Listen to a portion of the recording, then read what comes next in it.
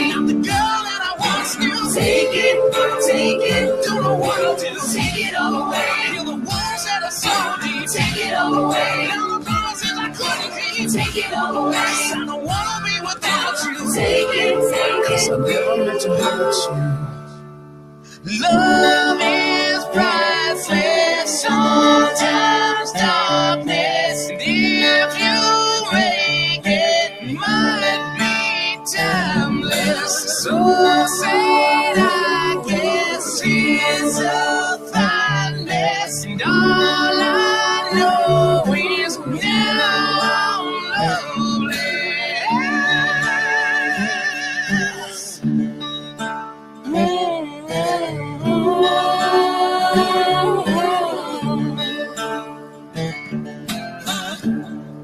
I'm loveless. Take it all away. Take the pain and the sorrow. Take it all away. When you're brand new tomorrow. Take it all away. The man that you once knew. Take it. Don't know what I'll do. Take it all away. All the moves that are so deep. Take it all away. All the loves that I couldn't keep. Take it all away. I don't wanna be without you. Take it. 'Cause I never meant to hurt you.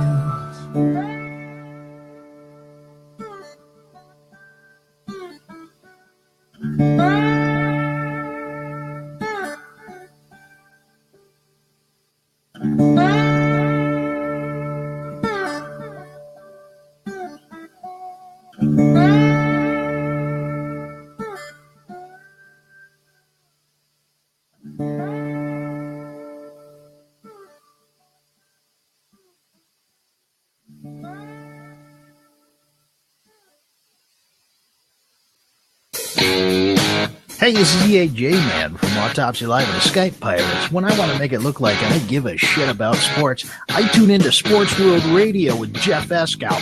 Jeff Eskow. Doing my time.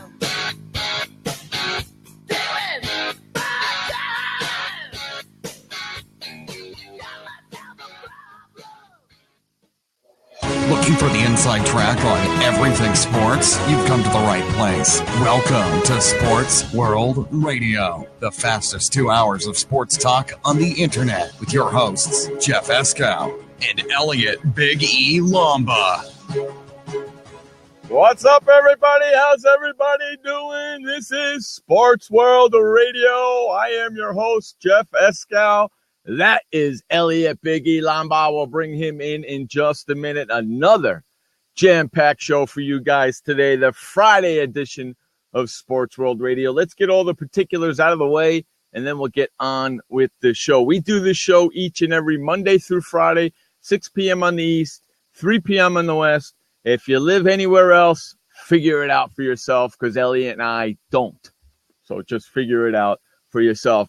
Want to stay in contact with us? Follow us all over the internet. We're on Facebook at facebook.com/sportsworldradio. That's facebook.com/sportsworldradio. We're also on Twitter at twitter.com/sportsworldradio. That's twitter.com/sportsworldradio. You like what you're hearing? Tell a little bird and tell your friends on Facebook over there above the left, over there on the left-hand side above the Twitter where you see on the left. Send us an email to swrshow@gmail.com. That's swrshow@gmail.com. Like I said, the Friday edition of Sports World Radio. Lots and lots to get to. So what do you say? Hey, we bring in that co-host of Sports World Radio himself, Elliot Big E Lamba. Hey, Jeff, what's up, buddy? What's going on there, my friend? Man, I don't know. I doing, haven't known what bro? to do with myself the last couple of days.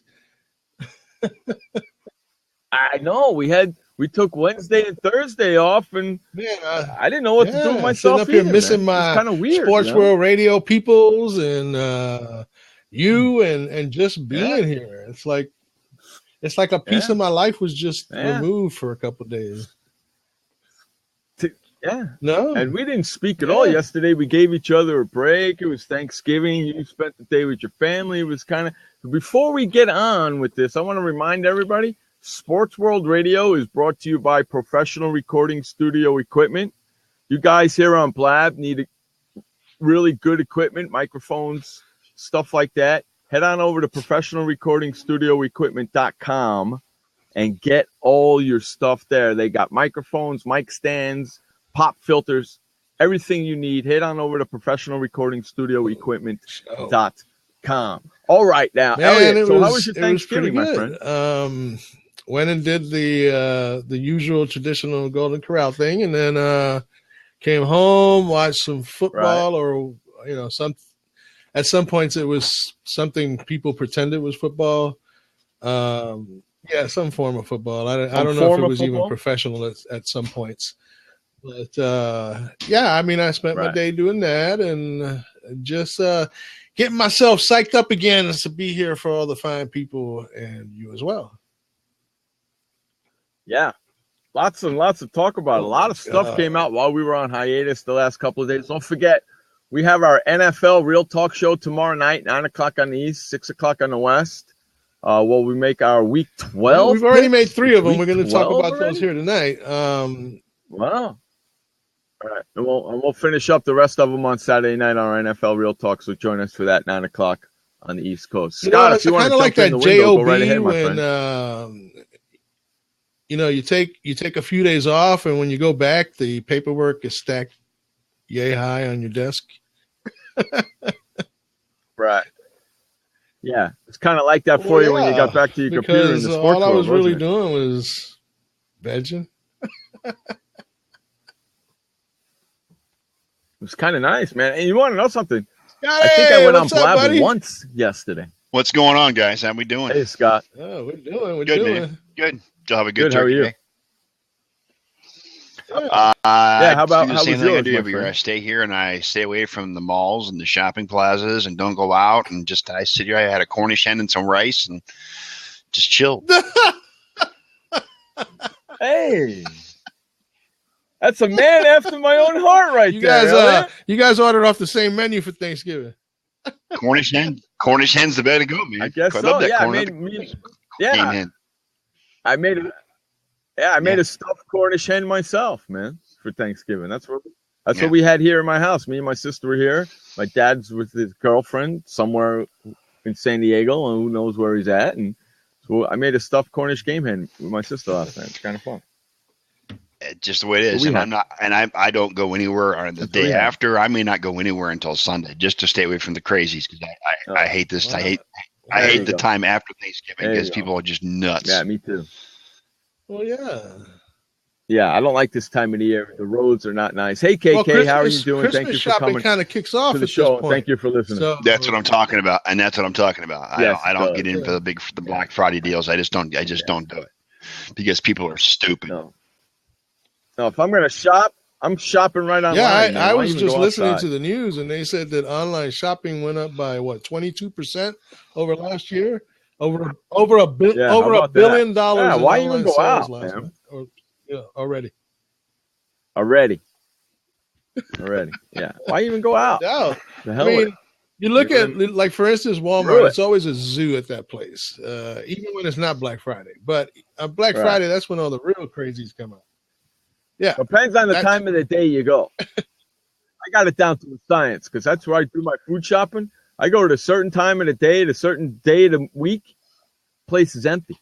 Zoom, but zoom, even zoom, Walmart, in out in 25 minutes. All those doorbusters, the ones they have on the special flats on the floor, that people gather around like they're purging government cheese or whatever. You know what I mean? It's just like you can go online and order the same thing and just go pick it up while everybody's fighting over the stuff that's on the floor. Right. There we go. That's better. Now you. That's insane, man. Why even bother? Why even bother getting up and going out and doing that?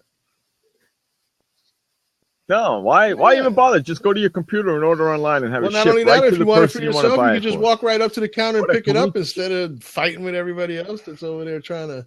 That's right. Maul each other. Right. What a coinky dink that is. Okay, what do you say? What do you say we came here to do what we came here to do and talk some freaking sports? Let's do that. Crickets say. Let's do that. I say let's do this. What do you got? What's the first topic of the day there, Mr. Elliott? Tonight we're going to start the show, Jeff, with some good old-fashioned NFL Thanksgiving Day football, where there were 3 games on the schedule. We're going to start in Green Bay, where Jay Cutler threw for 200 yards and a score, and the Chicago Bears held off the Green Bay Packers on 4th and goal from the 8 with 22 seconds left for a 17-13 victory. Aaron Rodgers throw to the end zone, deflected off receiver Devontae Adams' hands in the rain. James Jones couldn't hang on to a potential touchdown catch on 3rd down. Cornerback Tracy Porter intercepted Rodgers' pass with 3:19 left at the Bears 45 on the Packers' previous drive. The highlight of the night for Green Bay turned out to be the return of Brett Favre, whose number 4 was unveiled at halftime next to the team's other retired numbers. Chicago's now 5-6, has won 3 of their last 4, and of course the Packers, who are 7-4, lost their 2nd straight home game and 4th out of their last 5. 2nd straight home game. Who would have ever thunk that? Hey Scott, you didn't take. I didn't pick anything. I didn't pick the Thursday games, but I assumed He's not around. Yeah, Green Bay would. I assumed Green Bay would win at home, especially on the night their self-proclaimed king came back to roost for his induction into their glorious Hall of Fame. You know what? I watched that. That was pretty boring. Yeah, the best thing about the whole thing, Jeff, I thought it was pretty boring. Was the moment he had with Bart Starr. That was pretty cool. Mm-hmm. That was it. That was probably the best moment out of the whole thing. The rest of it was all boring. Considering, the man, the magnitude of the man, and just, come on, Green Bay fans are supposed to be like the most radical fans in sports, and I thought they were a bit subdued last night. Well, the weather had a lot to do with that too. Yeah, that's true. Oh yeah. Yes. So they got rained on all night long. Tough nuggies. That's how you're supposed to play football. That's what the idealists believe as far as football weather is concerned. Sure. Correct. That's how you're supposed to play the game. In the game. For most of the game, it was just Aaron Rodgers trying to find anyone that could get open for a pass, And in the last 5 games, that's the issue he's been facing. I mean, even in their victory over Minnesota, which now appears to have just been an anomaly, shall we say, considering the last 5 weeks, because they've looked terrible in 4 games. They looked good in Minnesota. I don't know about you guys, but I thought they had corrected their situation. Then they come back home, primed to win. And they corrected it against Minnesota, right? On the road against Minnesota. But then right. And then they just lost two in a row at home against Detroit and Chicago.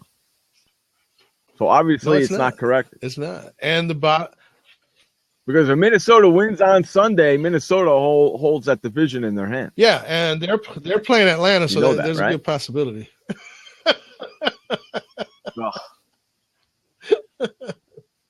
Yeah, exactly.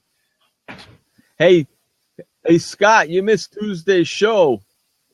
We had Greg Allman from the Tampa Bay Times. Greg's a good guy. He's one of the big-time reporters down here. He knows his stuff, man. He knows his stuff. But the buzz down here is all about Johnny Football. I mean, not Johnny Football. Listen to me. I got that thing. I got a rant on that to come as well.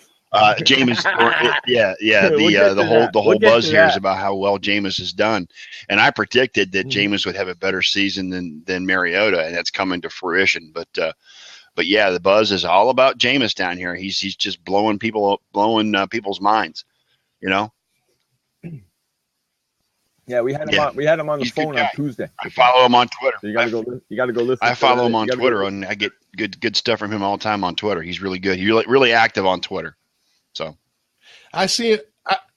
We're hoping to get him. I get enough of him on the Ford commercial with Mike Allstott. You what? Oh, so you actually guys know who Greg Allman is, right? See, that's cool. We had him on the show. So how great is that? It's pretty cool. Not bad. Not bad at all. I'm still waiting to hear from your girl from Cleveland. She's a busy girl these days. She's got a lot. She's got a lot to talk about in Cleveland these days, so she's probably real busy. I know. That's why I want to get her on. Especially now since what happened. Yeah, well. So last night marked the return of Matt Forte and Alshon Jeffrey. Yes. You know, I'm looking at Jay Cutler now, and I'm seeing a totally different quarterback. Oh, he is. I'm seeing that same guy that just seemed disinterested, seemed like he really didn't care about quarterbacking at all when he was with the Bills. That's because Trustman was the quarterback.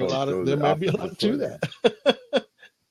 But anyway, Forte returned last night. That's what's I bet you Falco is so happy that he is hurt. So he doesn't have to deal with Trustman right now. Forte returned last night, had 15 carries for 44 yards, only a 2.9 average. Langford, who had 12 carries for 48 yards, which is a 4-yard average, had a touchdown as well. Cutler went 19 for 31 with a pedestrian 200 yards and 1 touchdown. I give it to the Chicago D because Chicago's defense went in there and basically did – maybe they tore a page out of the playbook of other teams in this last 5 weeks, and they figured out how to get these Green Bay receivers covered up and strip basically Aaron Rodgers. I mean, his receivers are his own kryptonite at this point because they're killing them. They're killing basically, yes. Right. They're not catching it. They're not getting open. I mean, they don't get open even when they do. Devontae Adams dropped 3 passes last night. Okay, you're a professional. You're making this money. You trying to gain that prestige. You got to make those plays. Okay. No, I agree with you. You got to catch. It's what separates good from great. And I mean, look at Rodgers. He wasn't anywhere near 22 of 43 for 202 yards.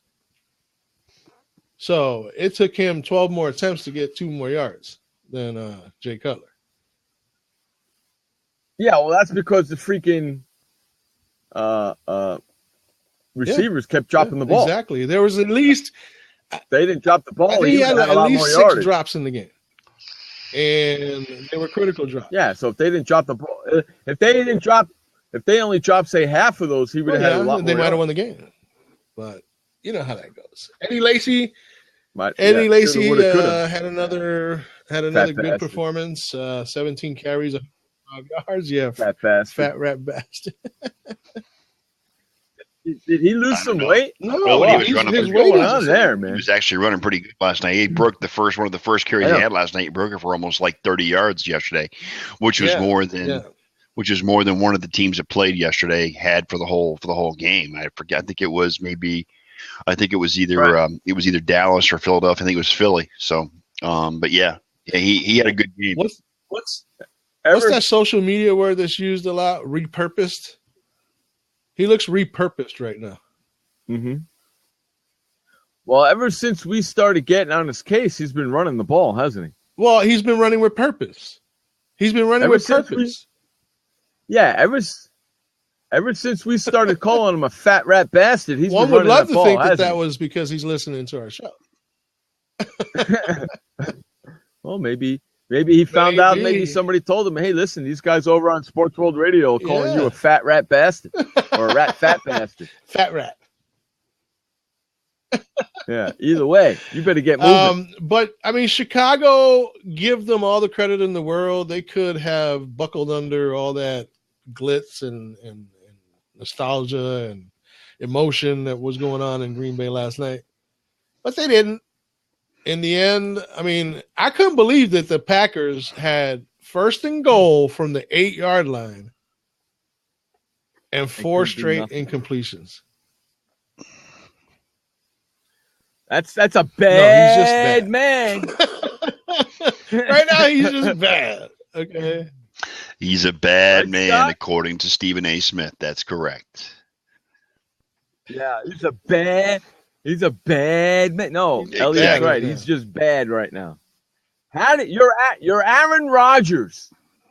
How do you not put the ball in the end zone on 4 tries? Now, was that bad throwing, or was it not the guy's not catching it, though? Happen? Hey, you want to hear something outrageous? Well, of course. On this show, I expect to hear something outrageous. What's that? Pertaining to Brett Favre? That's right. Okay. This morning, and I didn't know that Skip and Stephen A were going to be on Second Take today, because I thought day after Thanksgiving they wouldn't show up. You know, they'd have fill-ins and whatnot. And I just happened to flip over and I saw that they were there. Molly Kiram wasn't, but some other girl was moderating the show. And I just happened to catch the conversation between Stephen A and Skip. And Skip was talking about some wild thought that he had. And, you know, Skip last night, and we're going to talk about that game coming up here next, last night saw what you would call fade to Black Friday, because that's exactly what the Cowboys are doing. They're fading to black right now. Okay. After they lost yesterday to Carolina. But, you know, leave it to Skip to come up with some of the most audacious stuff you're ever gonna even imagine one human being can say. So here he goes. It's a bit of a dialogue. He says, I had one wild thought when I saw Brett Favre in the NBC booth talking about being in shape and preparing for a triathlon, and he really looks great. He looks like he could maybe still play some football? No. Right, exactly. No. Now, wouldn't it be just like Jerry Jones let's say, call Brett Favre and say, hey, Brett, I've got an opportunity for you here. Come play out our season. And that would be in an attempt to take the focus off all the screw-ups that the Cowboy organization and Jerry Jones himself has done. It would be like a promotion, a ploy, basically, to deflect attention. And he says, not to mention, in 2 weeks, the Dallas Cowboys play where? In Lambeau. I know it sounds crazy, but it is a Jerry Jones style thought. Of course it's not going to happen. Are you freaking kidding me? Favre's too happy doing what he's doing right now. Hey, Terrence. He's too happy Stephen doing A. what told he's doing. him, What's you know up, Josh? what? You know what you just done? You've insulted the entire NFL. Every single player in the NFL talking about some 46-year-old guy who hasn't played in the league is going to come in here and make a difference. Why don't you just go get I Tim hear, Tebow? I hear there's a guy in Cleveland that might be available at the end of the season if Jerry Jones wants a quarterback. He says, "What are you going to do next?" There's going to be two of them. It's going to be what are you going to do next? Johnny That Ryan Manziel. Kirkpatrick is or Fitzpatrick is slumping or whatever. Go ask Joe Namath to come What back. I want to know. Right. Who's Matt Castle's backup now that they got rid of Weeden? Huh? Oh. I can't wait till we get to that game. I can't wait But till we anyway, get to that game. again, Skip is like You know totally. I mean, come on now. Are you serious? Seriously, Brett Favre coming back to play for the Cowboys, hyping up the fact that they play in Lambeau in 2 weeks. That was the dream. That was the dream he had after watching Romo go down for the season last night. That was the dream he had. Okay, you know, you were only off by 1 week because the first week back you said Ndamukong Suh was gonna crush him and put him out for the rest of the season. Only it happened a week later with Thomas Davis. Missed it by 1 week. Crushed him and put him out for the rest of the season. He has a broke. Yeah, he Thomas refractured Davis. his clavicle. Oh man, I knew it was gonna happen. I knew it was gonna happen. By I was 1 off by 1 week. But it certainly did happen. He got crushed on a play, and he just laid there. He just laid there, clutching his shoulder. I know the same way he did in week 2 against Philly. You knew he was done. You know? Oh, and I would have loved. Did the camera go to Jerry Jones? I don't believe I remember that the camera panned over to Jerry Jones at all. I would have loved. I would have loved to see Jerry Jones' face when he saw Romo. Even if they pointed the camera up there at that point, Jerry Jones might have been laid out, passed out on the ground. You know what I'm saying? So you wouldn't have been able to see. The camera went to Romo's wife, and she had her head down on the desk with her hands like this because he got hurt again. So she was all upset, crying. Yeah, right. Yeah. That they showed. That I saw. Hey, Josh is absolutely right. Last night proved that Vegas don't know crap about the betting line. Well, actually, no. That's just stupid. Okay. Exactly. One note. Before the game actually started, the odds flipped over and Carolina was actually favored. Yeah. Really? So technically, Carolina was favored right before the game started. Yep. Before the game started, it flipped, huh? The betting flipped. Dang. Wow, that's nuts. Maybe that was just a Vegas play. Come on, listen. Hey, Gerald, you schmuck. Okay, I guess we're moving. I guess that's a good way to move on to the Cowboys game, right? Okay. Yeah, that's a perfect lead-in. Gerald, you schmuck. I can't believe he said Gerald said the Cowboys would win. He picked the Cowboys. He picked the Redskins against Carolina last week too. So what? But that's because he refuses to admit that for some reason he has it hard for the Carolina Panthers. Terrible. He says they're not a good team. Huh? He says no, they're not as good as their record indicates. Folks, never mind. Correct. Are you kidding me? Mm-hmm. Come on.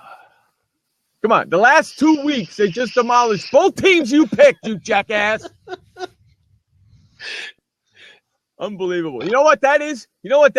Thank you, Josh. You know what that is? That's terrible. Terrible. Last night in the game, Cam Newton kept the perfect season going. And again, as I reported, the injury to Tony Romo is season ending. He did break his collarbone again. The Panthers ran their NFL best winning streak to 15 regular season games.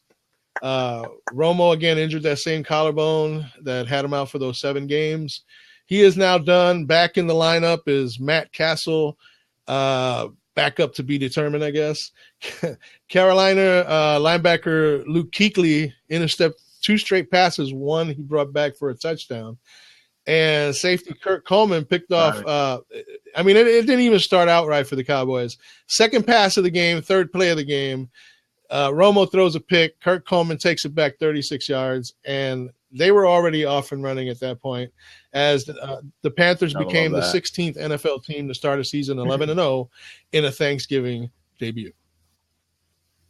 I saw Romo do that, and I said, that's one. Yeah. That was the first one. That was the number first one. And then right before the half, he threw the other one. Yeah, and I said, and Romo picks up right where he left off the week before. Right. Yeah, I mean. But he's elite, guys. He's elite. All these Cowboy fans say Tony Romo is elite. Yeah. You know what's not elite? You notice how all the Cowboy fans came out of the woodworks when they beat Miami? Yes. Now they're all hiding again. What's not elite is that tremendous best offensive line ever in football that Skip Bayless claims the Dallas Cowboys have. Yeah. Okay. Good job last night. They did no job of protecting anybody. Tony Romo might as well have been strapped to railroad tracks and have a train just roll over him, because that's all I've been saying this. I've been saying this for years and years and years and years, and Josh knows this. Tony Romo is an average quarterback at best. At best. Just because he had a good season last year, don't make him a freaking awesome quarterback. He is an average quarterback at best. Anybody want to dispute me on that? Go look at his goddamn record. He says that Tony Romo should have been the MVP last year. Yeah. The one season does not make a freaking career, douchebag.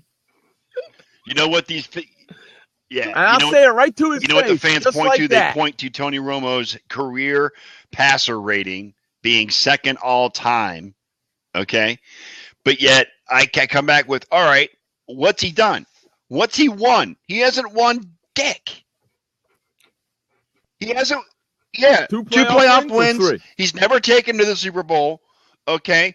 Cowboys have been 8-8 for the majority of his career. Okay. Has he done anything the same? Has he done anything the same as he matched what Roger Staubach has done, Troy Aikman has done in past? He hasn't even matched what Danny White has done. Give me a freaking break. Don't get me freaking started. Oh, you got a big list? Because our friend Skip Bayless says that is better than that Tony Romo is a better quarter. Started off with the guy that we saw freaking Brett Favre hug last night. Starr. Better than Bart Starr, Randall Cunningham, Troy Aikman, Fran Tarkington, Boomer Esiason, Aaron Rodgers, Bob Greasy, Dan Fouts, Jim McMahon, Joe Montana, Dan Marino, Roger Staubach, Donovan McNabb, John Elway, Warren Moon, Steve Young, Drew Bledsoe, Brett Favre himself, Rich Gannon. Did I miss anybody? I think you pretty much covered the whole NFL and some of the CFL, I might add. Got the whole. I'm never throwing this piece of paper away. In fact, I have it to memory. So when I'm on Big Brother next year and Skip is there, I'm going to bust his ass about this every single day. Are you kidding me? Come on. Yeah, well, Skip is known for the outrageous and outlandish. And look, he even said, Josh is saying, he even said yesterday that if the Cowboys win out, then Tony Romo deserves to be the MVP of the season. Well, I guess that ain't happening, is it? Dumbass. No, Tony Romo is no MVP of anything really, except for actually he's the MVP of the clipboarding team. There you go, clipboard. The clipboarding holder team, or whatever the hell it's called. Hey, Mike. Hey, Mike. Hey, guys. Mike Sheenan, he's going to be on our show tomorrow. We're going to be talking to Mike, man. He's a very interesting guy. He's been coaching football, baseball, and now he's coaching women's lacrosse. Nice. And he also has, two former athletes that played in the NFL that have won Super Bowl. So we're going to be talking to Mike tomorrow. He coached them. Nice. So we're going to be talking to Mike tomorrow on the show here on Sports World Radio. It's going to be a lot of fun. So getting back to that first score by Carolina 3 plays into the game, when Romo threw the interception to what was that guy's name? Mike, if you talk college football, you're going to put me and Elliot to sleep. You won't put me to sleep, Mike. You put these two to sleep, okay? I'm with you on the college football, but these guys aren't. Right. Scott will talk college football, your ear off. Yeah, absolutely. Elliot and I have the right to sleep. So when Kurt Coleman intercepted that pass from Luke Colchi? From Tony Romo, okay, and he weaved and took it back down and into the end zone. I don't know if you guys noticed or if you've caught up with the fact that, Sean, that Des Bryant, who was obviously being checked by someone being considered the best corner in football right now, Josh Norman. Mm-hmm. Yes, he did a good job shutting him down. Absolutely. On that particular play, what he did was that when the play happened, he engaged Bryant in trash talk right during the play. That was awesome. And you see them going back and forth while the play is going on down the field. Whereas if Des Bryant doesn't let himself get engaged that way, he could have ran down the sideline and prevented that touchdown from happening. Well, Des Bryant is he's all the brightest about ball in the box either, so that's okay. Des Bryant is all about himself, man. So what Josh, and he proved it right there. So what Josh Norman, because he held him to just 2 receptions for 26 yards on 8 targets. Des Bryant. Wow. Okay. So Josh Norman, in an interview with the Dallas Morning News, says, hey, they need to get Des to give him back that $70 million they paid him. He's right. He says Des owes the Cowboys a refund. What has he done this year? Broke his foot. Nothing. He said, I went to a dark place. I went to the Batcave. I went Dark Knight on him. The thing is, the crazy thing about all that is he started from the first play, and after that, it was nothing. There's no pact between lions and men between the white lions. None. And if my intensity is all out 4 quarters and the other opponent is not, that's not my fault. So basically, he's just dogging Des Bryant. And you know what? Good. Somebody's got to. I like the kid. I like what he does on the field. I like the way he talks off the field. He didn't say anything that wasn't appropriate because Des Bryant has proved time and time again that if it's not for Des Bryant, he don't give a shit. Correct. You're right, Josh. Des Bryant's just one big old drama queen. He should, you know what? He should wrestle as a diva in the WWE.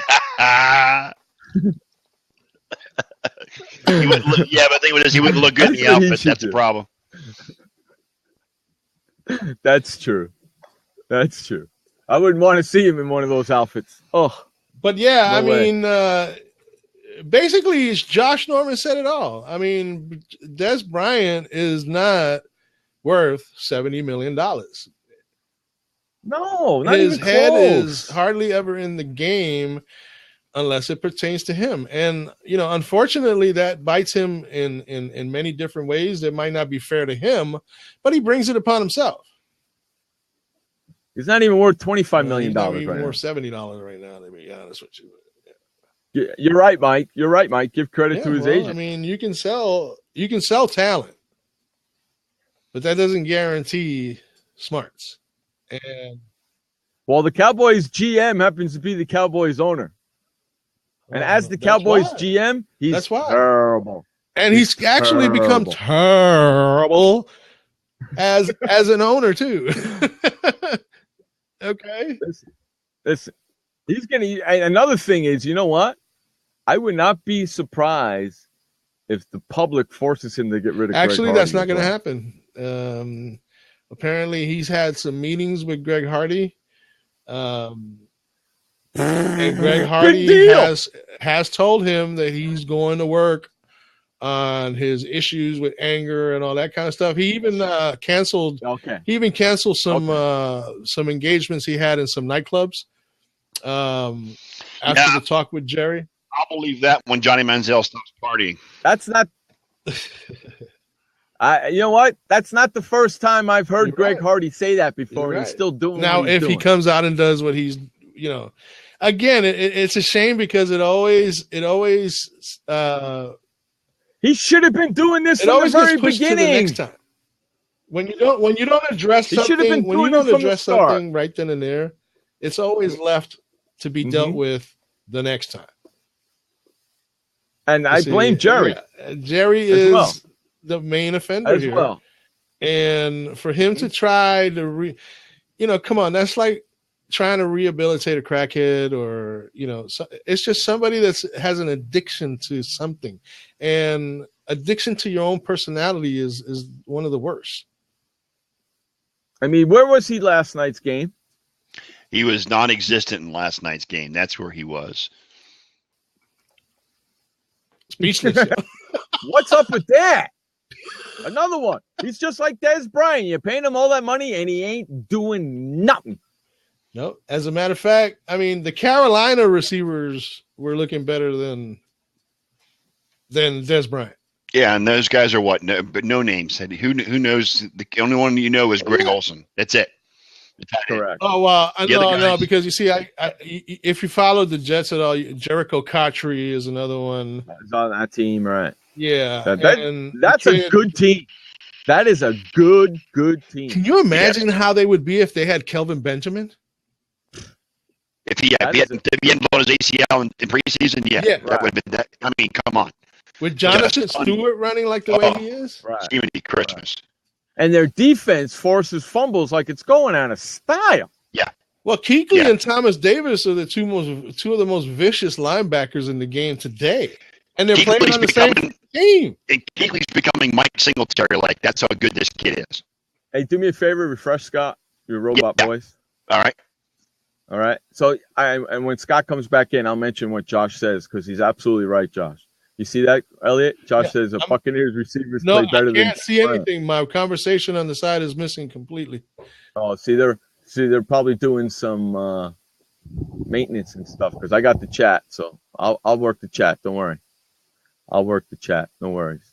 See, I made him host so he can come. I made him co-host so he can come back in whenever he wants. You see that, Scott? Josh says Buccaneers receiver play better than Des. They are. They are. Pretty that crazy. Goes without saying. Jeff, I need to step away for just a couple seconds. Okay, no worries. Carry on for me, please. No worries. We got your back. No worries. So we're talking a Dallas game, right? That's the topic we're on, right? Dallas and all that, right?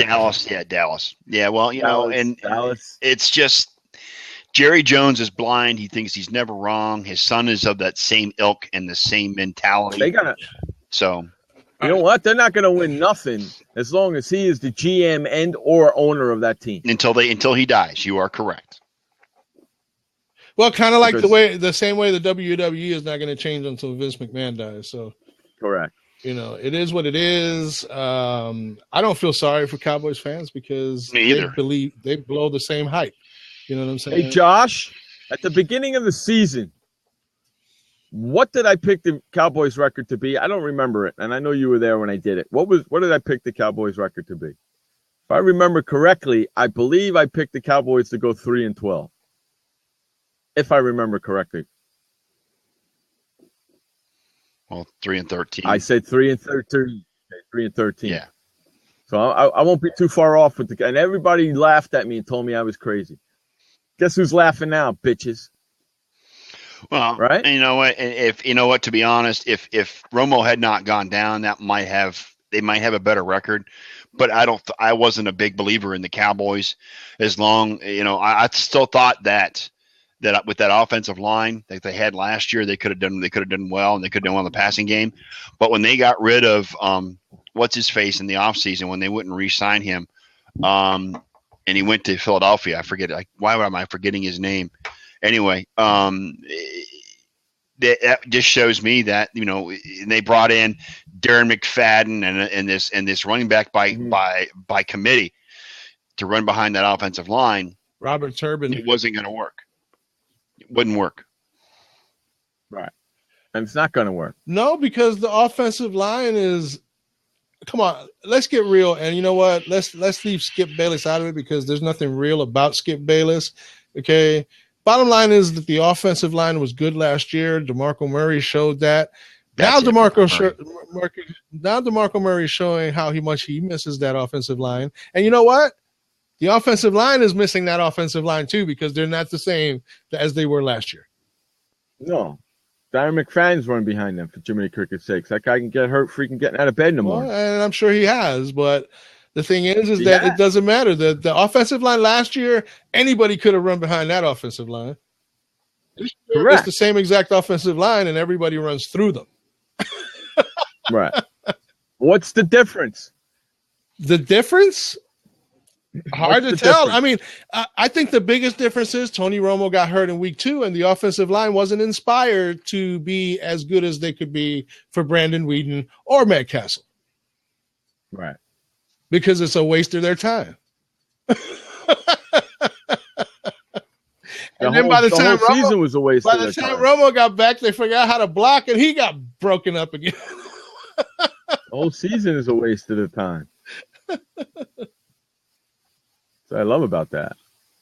Yeah. All right, so let's cut to the first update, and then we'll cover the rest of the action. All right, this update is brought to you by the Flipper. Head on over to flipperflipper.com and never, ever touch your toilet seat ever again. It's the Flipper, and it's at flipperflipper.com. Take it away, Elliot, with the first update of the day. Thank you, Jeff. Boys and girls, it's now 45 minutes past the 6 o'clock hour on this. You know, my week is all twisted up. On this Friday, November the 27th, 2015, for Sports World Radio, I am your co-host, Elliot Big E Lumba, bringing you the first and only bringing you the first SWR update of the day. Once again, in the NFL, it was a Thanksgiving tripleheader, as there were those same 3 games, and the final scores were as follows.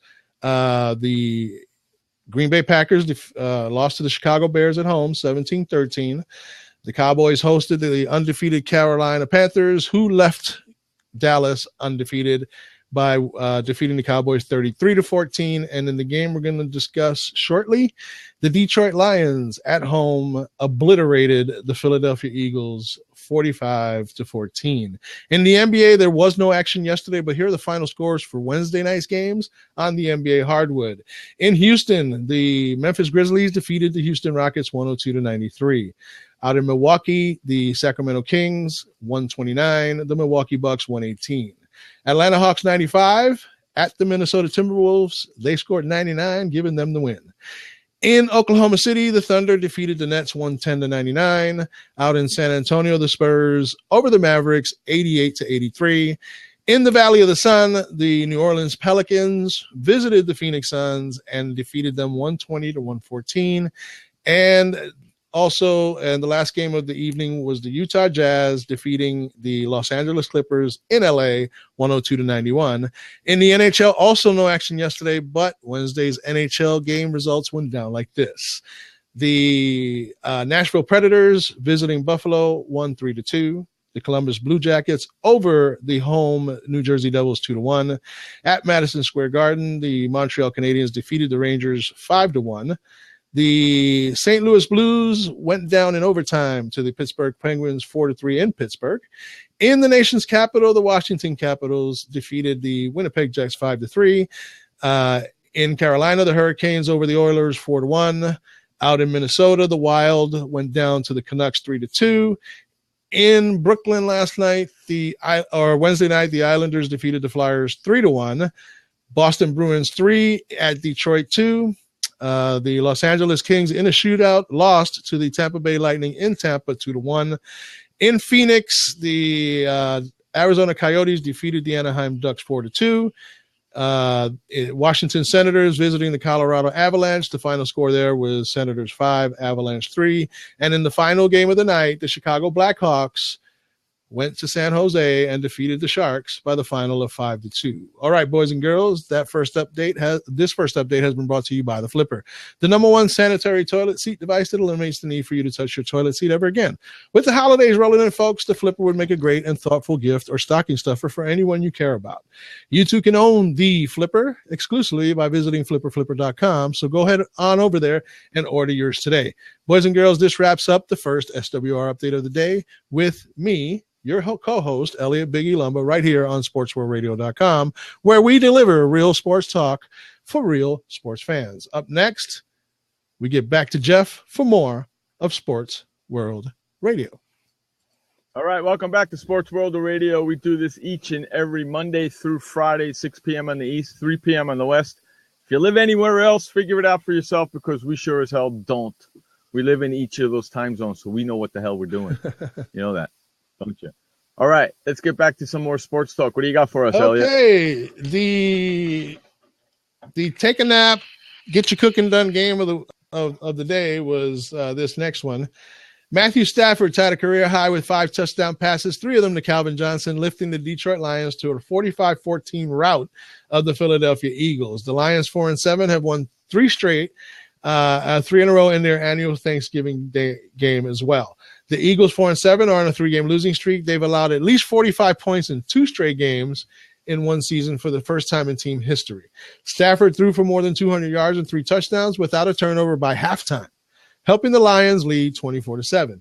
He finished 27 of 38 for 337 yards and threw those 5 TDs for the 4th time in his career. Eagles quarterback Marco Polo Sanchez started in place of Sam Bradford, who was inactive with a shoulder injury. Sanchez completed 19 of 27 passes for 199 yards and 2 TDs. So, what did you guys think of that? Polo, throw me the ball. That Polo. guy's unbelievable. Who's in worse shape, guys? Marco. Philadelphia or Dallas? Dallas. Yeah, Dallas. Yeah, Dallas. Okay. Dallas. Okay. They're going. I think DeMarco Murray's a better runner than Darren McFadden. Okay. Which is why the Cowboys should have never got rid of him. Des Bryant is a poison pill in anybody's locker room. And for now, it's in the Dallas locker room. He's kind of like the reemergence of Terrell Owens in a way. You know what I'm saying? Team obliterator. Kind of going down the same path. Notice how Skip likes he didn't like Terrell Owens, but he loves Des Bryant.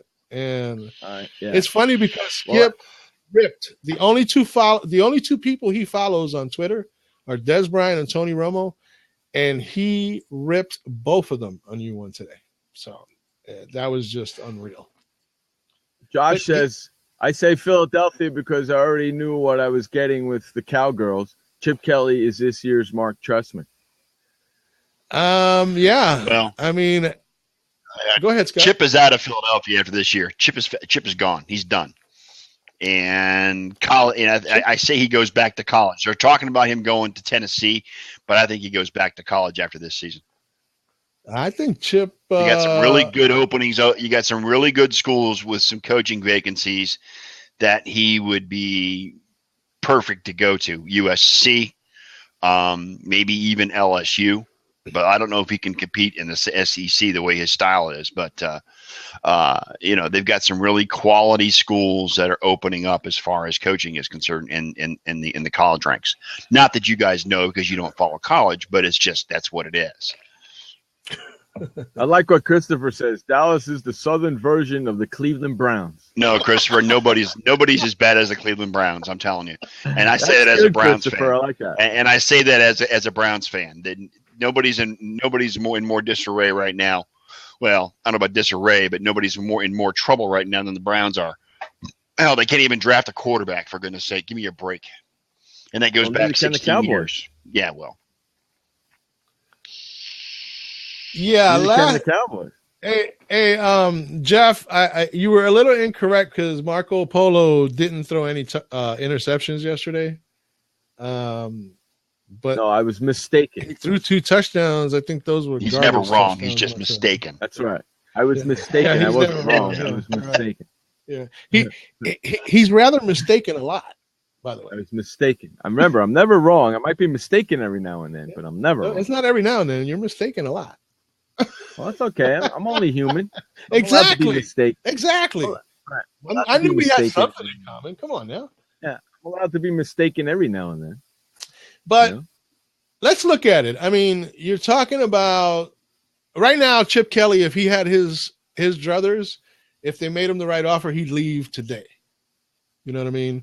But he's in a contract. They got to let that ride out at least till the end of this season before they can do whatever buyout they need to do to get him gone. Chip Kelly doesn't want to coach that team anymore. That team doesn't want to be coached by Chip Kelly anymore. That fan base would like Chip Kelly's head on a stick. You know, they were all excited when he got there. Boy, has it changed really quick. It sure has. It sure has. Why? Because his system does not work in the NFL. Correct. Plain and Those simple. are fickle fans in Philadelphia, ain't they? And you need fickle fans. For that type of system, you need a specific type of quarterback. Correct. And he don't got it. And not to mention, why call them fickle? Look, they got rid of Deshaun Jackson.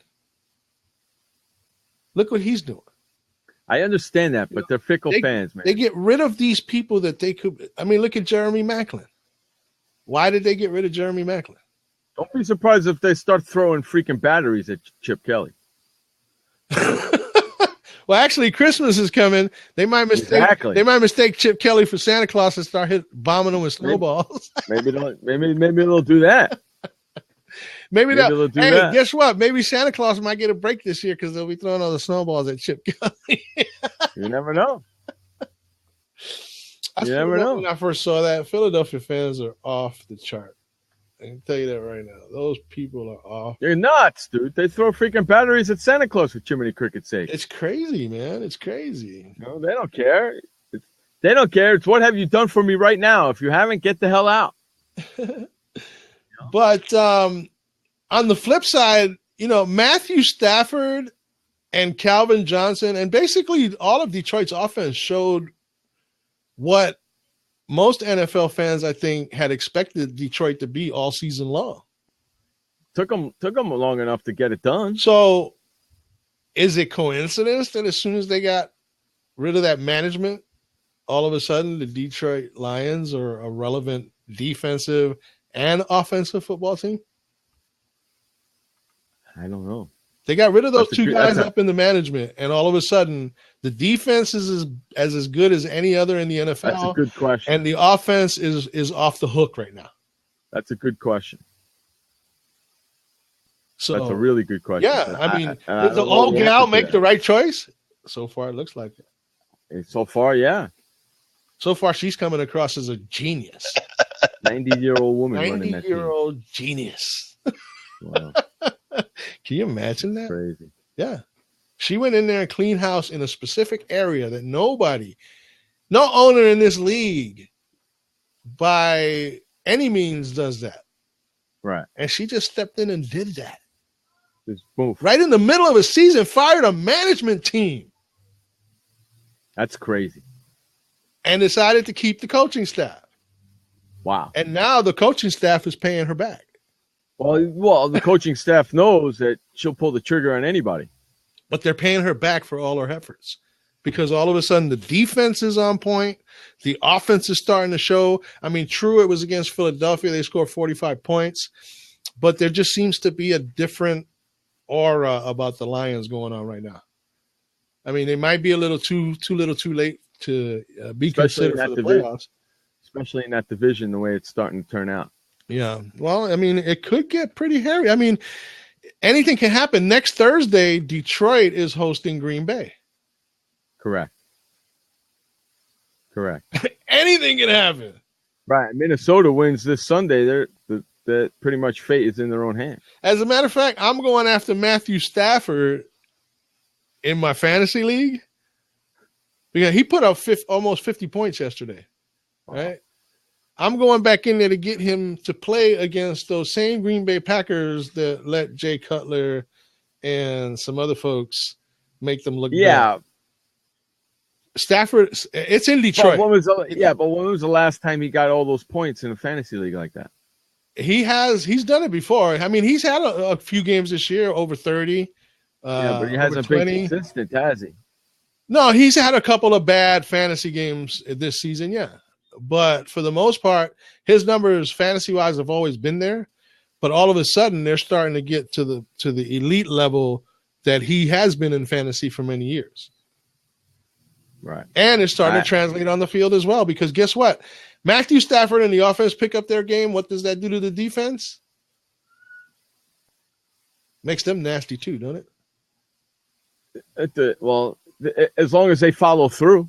Well, they got to feed off of each other, and I think that's what happens. As long as they follow through. Yeah. I mean, I don't know. What's your thoughts on it? They she could have done the right thing. Who knows? Obviously, as of right now, it's looking like that she did the right thing, but we'll see what happens down the line, and we'll see. She might not even be done. No, and I don't think she is, to be honest with you. I don't think she is. Don't be surprised if you don't see Jim Caldwell, man, wind up in a coach/management type position. You think so? Off all this. Hey, if she saw enough in him to keep him around, and all of a sudden he's turning what was a dismal-looking team into something that looks sellable, you know what I'm saying?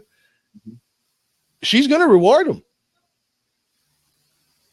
We'll see. She's got no choice but to reward him. And the old gal doesn't seem to be lacking in the smarts department. We'll see. Because they got a tough road to hoe in that division if they're going to make the playoffs. Yes, they do. Especially in that NFC. Especially in the NFC. I don't know. Especially in the NFC. Because right now you got a couple of teams in there that you're probably not at all. Yeah, the test will definitely be coming. I don't know. Right now, I just see something about Matthew Stafford is showing promise from here. But, that always seems to be the case. You fall so far behind and then all of a sudden you pick it up, but it's too late when you finally do. So we'll see. It could be an interesting story down the stretch.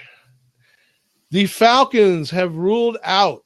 Now, if it isn't bad enough for the Falcons this coming week that they're playing the Vikings, the Vikings are going to be pissed off after that loss to Green Bay. The Falcons will be without Devontae Freeman on Sunday. Well, who enjoyed that Green Bay game last night were the Vikings. Well, yeah, because it put them back in a position to take over first place. And technically right now they're all alone in first place, half a game up. Right. And technically. And there'll be one game up at the end of the week because I just don't see the Falcons. I mean, come on, the Falcons lost to the Indianapolis Colts at home. They don't have Devontae Freeman, who's been probably their MVP this season, along with Julio Jones.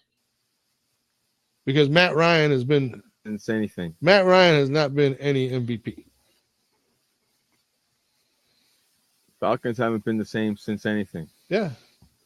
Well, since they were 5-0. Hey, listen, R.L. Stern, you just don't come into my freaking room and not say a word and hop in the freaking thing, dude. I don't work here, and I know you're not the real guy, so get the flock out of here.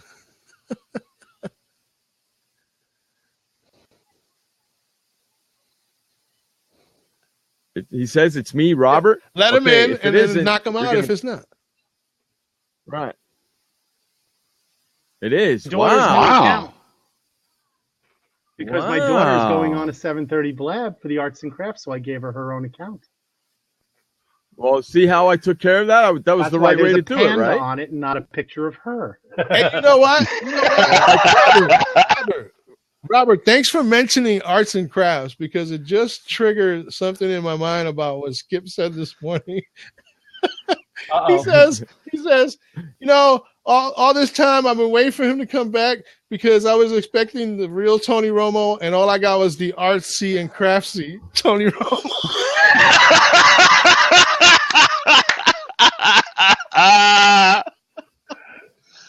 That's great. That's funny. That's great. You're fine. Oh my God! I nearly hit the floor when he said that. The arts and craftsy Tony Romo. I missed that. So what time is she doing the show? Under a half hour. It's her debut. It's her debut show. Great. She's going to be every Friday night at 7:30. 9 years old, and she's hosting her own blabs. Good for her. We'll see those football picks paid off for her, Robert. She went 2-1, and the one she got wrong is kind of what everybody got wrong. There you go. Yeah. Yeah. Right. We all pretty much went 2-1. Hey, right? Robert. Actually, Gerald went 1-2. Robert. Oh, I'm okay with That's that. right. He beat the Cowboys. How does it feel to be only 5 games behind Gerald now? Remember, Gerald said it's going to take you too long. I cut it in half, and now I gained another one. If I gain another 2 and we get it down to 3, Elliot, he better start worrying about Raina. Hey, if he's going to be picking, Robert. if he's going to be picking Dallas, Washington against teams like the Panthers, it won't be long before you catch him. Trust me. I have. She's leaving tomorrow morning at 9. We already went over our list. She went into the computer. great. She said who's playing who's the home team, this is part of the Great. football. Yeah. Where is she? That's There Elliot. she is. Hey, Elliot's Raina. Hi, in Raina. first place. Oh! What'd she say? Can you hear us? Nuh-uh. You can't hear us? I hear you. I didn't hear what I she can said. hear you. Oh, he's in first place. What'd she say? So he went boo. I said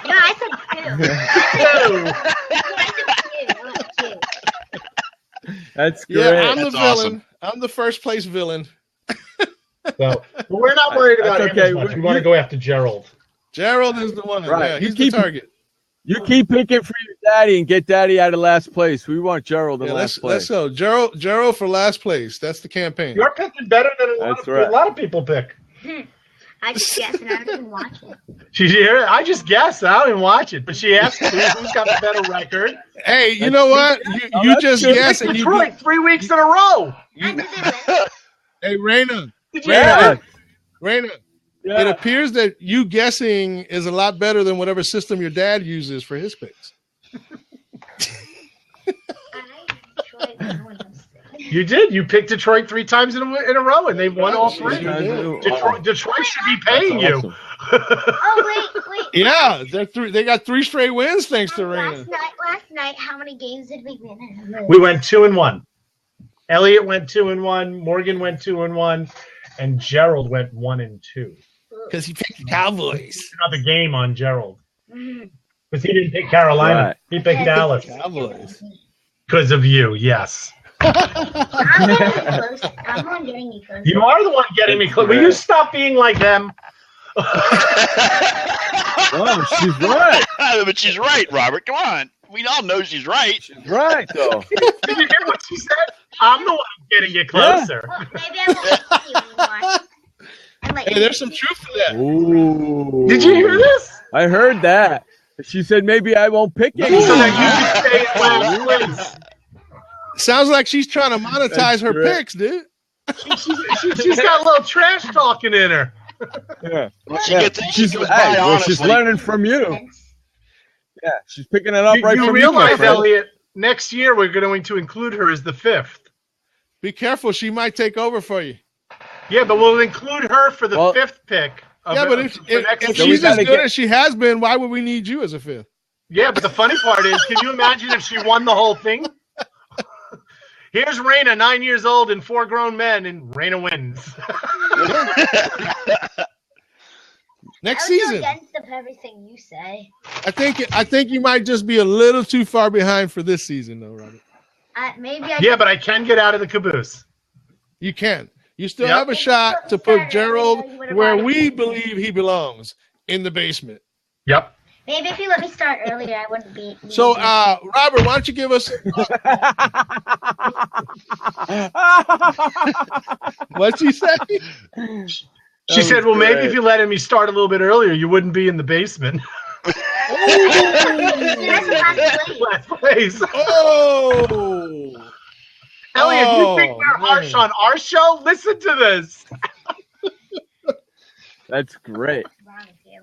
Robert, you you should have be taught so her well. harsh, Robert. You should be so You hard. have, Robert. Unbelievable. That's See funny. what I gotta do? And then you wonder why I'm so hard on you guys. Look where I get it from. I'm learning from her. Look where you get it Look from. where you get it from. Yeah, I think you taught her, my friend, not her. Yeah, not the other way around. Exactly. Hey, Furcon, what's up, buddy? Hey, Raina, what are you going to talk about on your blab tonight? No, people don't punch people. No. They're asking a serious question. What's your blab about? Furcon, she's got her own blab at 7:30. Arts and crafts. We put out a list last week of things to use for arts and crafts, and everybody's supposed to use their imagination and make something, and it's like a show and tell what they did with those things, and come on and show it. Hey, that's going to be call fun. Tony Romo. I hear he's good at that arts and crafts. And what's next Friday night? Because Friday night, 7:30 p.m. is going to be her show. Holiday traditions with kids. Wow, No one else knows that, cool. so if you're in the room and you're doing it, you're one of the first to find out. Thank you for that. Awesome. Thank you for that, Raina. Thank you for that. When does Hanukkah start? December 5th? 6th.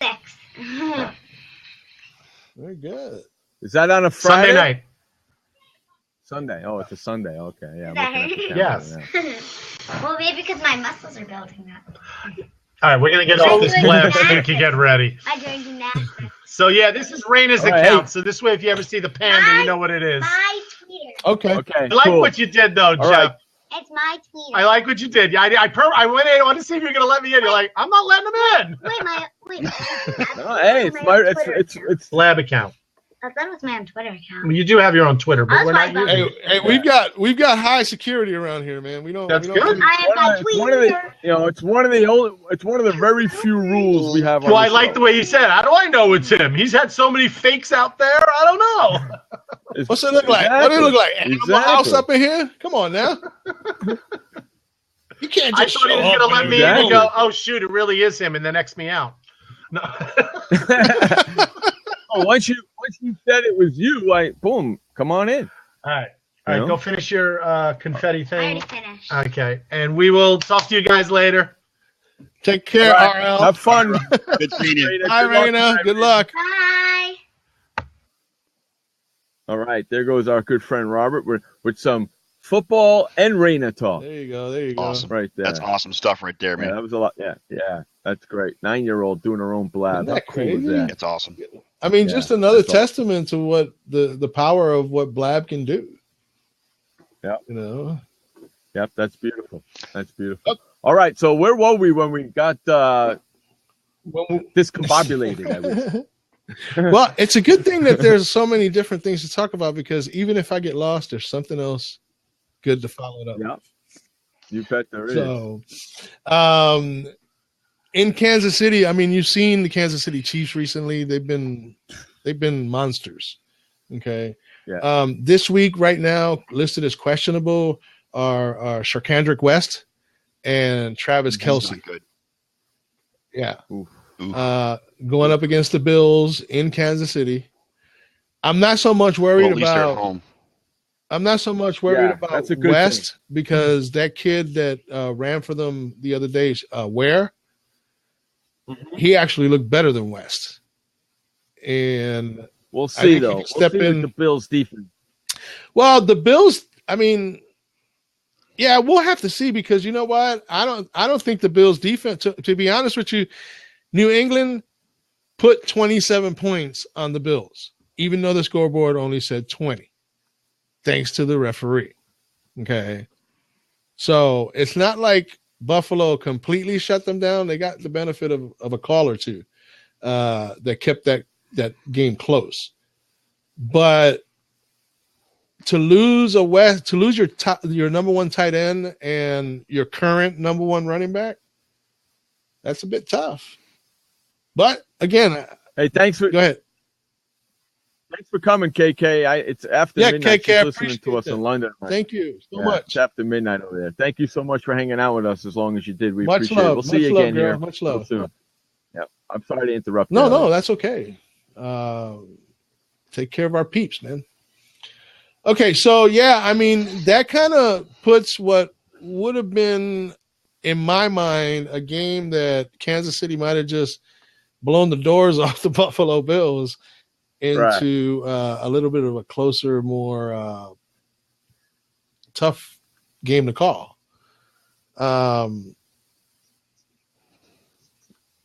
What amazes me about Kansas City, I don't know where they get all these running backs from, though. I mean, first they lose Jamal Charles. What was the first conversation when they lost Jamal Charles? Kansas City season is over. Then Sharkandrick West comes in, and he starts running like who? Like Jamal Charles. Mm-hmm. All of a sudden, the season is back in full swing. Maybe that's just a reflection of that system in Kansas City too. Is you got to remember that it could be the possibility. Yeah. I mean, don't get me wrong. Right. Jamal Charles is a great back, but it could be just a product of how good that offensive line is and how good that system is in Kansas City. And it's very rare for me to say something like that about Andy Reid and his system. So, and Andy Reid is known for being a run-first coach. Yes. And I think maybe his influence on these running backs is what's doing it, because they signed Spencer Ware off the practice squad, and the guy comes in 11 rushes for 96 yards, 2 touchdowns. I mean, what's his name? West had 11 carries and 16 yards rushing at the point in time where his hamstring went out on him. And this kid comes off the practice squad and puts up freaking MVP numbers right afterwards. Again, that could be one of those, they don't have tape on the guy, but still his talent, he looked like a legit running back in the NFL.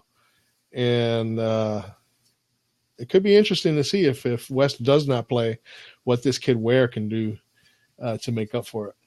So in St. Louis, it appears that the emergence of Case Keenum is brief at best, as Nick Foles is now practicing with the first team and preparing to start on Sunday for the Rams. Well, Case is going through the concussion protocol though too. That's probably the reason why he's not starting.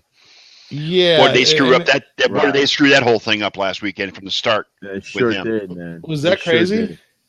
Yeah, it was nuts. The guy was wobbling on the field in the huddle, and they didn't take him out of the game. What the hell? Look, one of his guys did a clean jerk to pick him up off the ground. Yeah. And still had to hold him up because he was about to fall back down. Yeah, and no one, called down to the sidelines, and nobody in the booth could see that and say, okay, you need to get that kid off the field because he needs to get tested for a concussion. Mm-hmm. Just amazing, just freaking amazing. And you know what? I don't know if I blame the booth guys or if I blame Jeff Fisher, but whoever was handling that was just it was wrong from the start.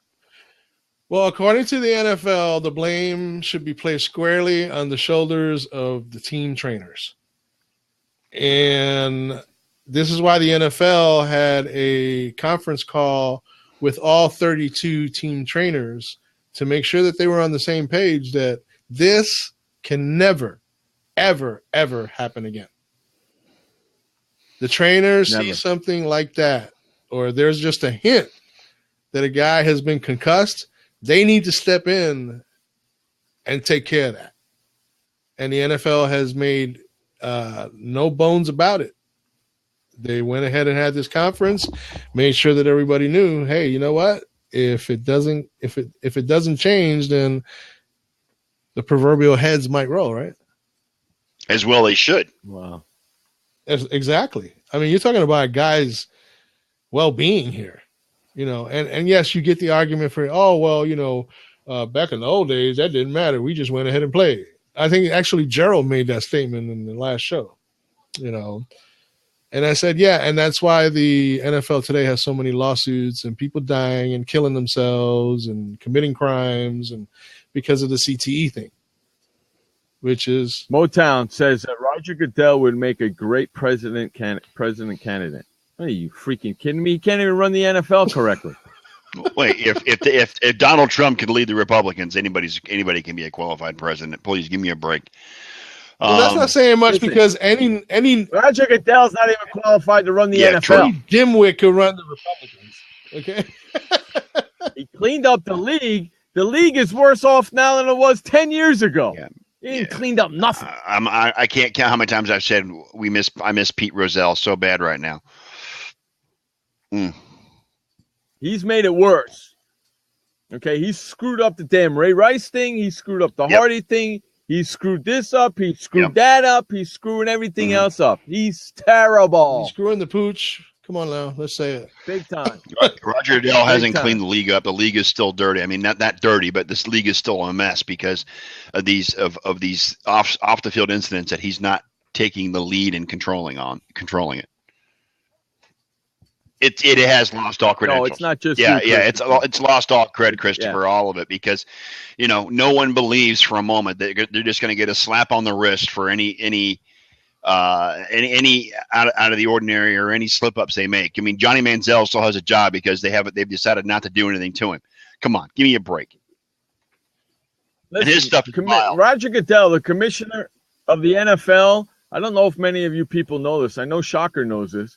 Roger Goodell is the president of Moron Island. Okay? The president of Moron Island. That's the only freaking place he should be president. Okay? Gary Bettman is the vice president of Moron Island because he's just as bad. Okay? Hey, Bud Selig should have been in there too. Bud Selig was the president of Moron Island, but he retired, so I moved people up accordingly. Okay? Because Roger Goodell was the VP. Now he becomes the president. Okay? Silver, in my opinion, has done a heck of a job with the NBA. Yeah. So you would make him the treasurer because you trust him with all the money, right? Correct. And Bettman does a pretty good job with the NHL, too. You'd make him CFO, right? Chief Financial Officer? See, I don't believe that. You don't like Bettman? I don't believe Bettman's done a good job with the NHL. For Jiminy Cricket's sakes, he couldn't get a freaking contract with ESPN. Dude, get it? Yeah, but you know what? But you know what on that? ESPN doesn't know hockey. They don't know how to talk about hockey. They have no freaking clue. Who do they bring on? They got Barry Melrose. Melrose, yeah, he's a moron too. Barry Melrose, the walking mullet. Give me a break. Mullet Melrose. Barry Melrose. I know why they don't talk about Barry Melrose. Get out of here. It's because Gary Bettman moved him over to NBC or the Versus channel that I like to call it, and all the hockey guys from ESPN went over there except for Gary Bettman, except for Barry Melrose. He's the only one that stayed true.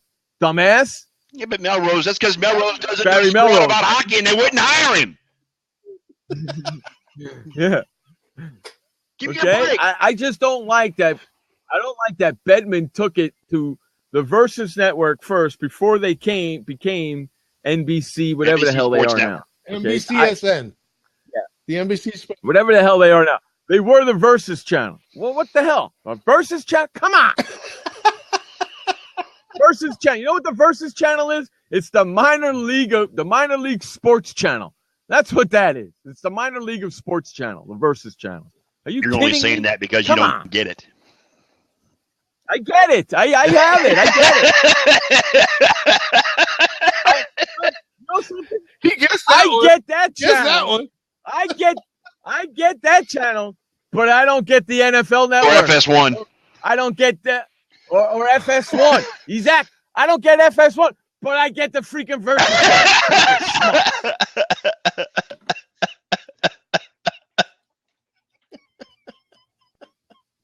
Drives me batty, man. That I gotta watch hockey, but I can't watch baseball playoffs. They dealt you a raw schedule, didn't they? That's right, man. I got screwed. And starting on January 16th, they're going digital. So if I don't have a box in the studio, I don't get TV. They really laid the Sons smack of down. bitches.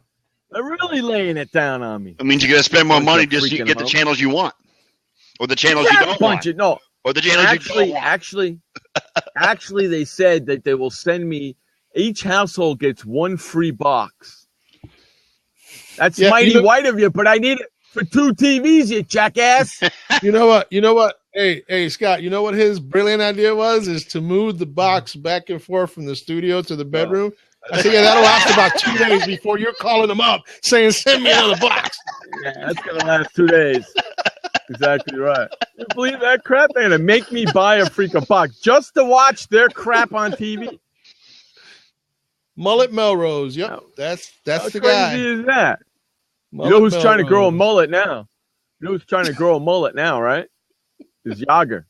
He's trying to grow his mullet back. He's trying to grow it back. Yeah, I saw that. To grow it back. Hey, don't forget, we do the show each and every Monday through Friday, 6 p.m. in the East, 3 p.m. in the West. If you live somewhere else, figure it out for yourself. What do you got next for us there, Mr. Elliott?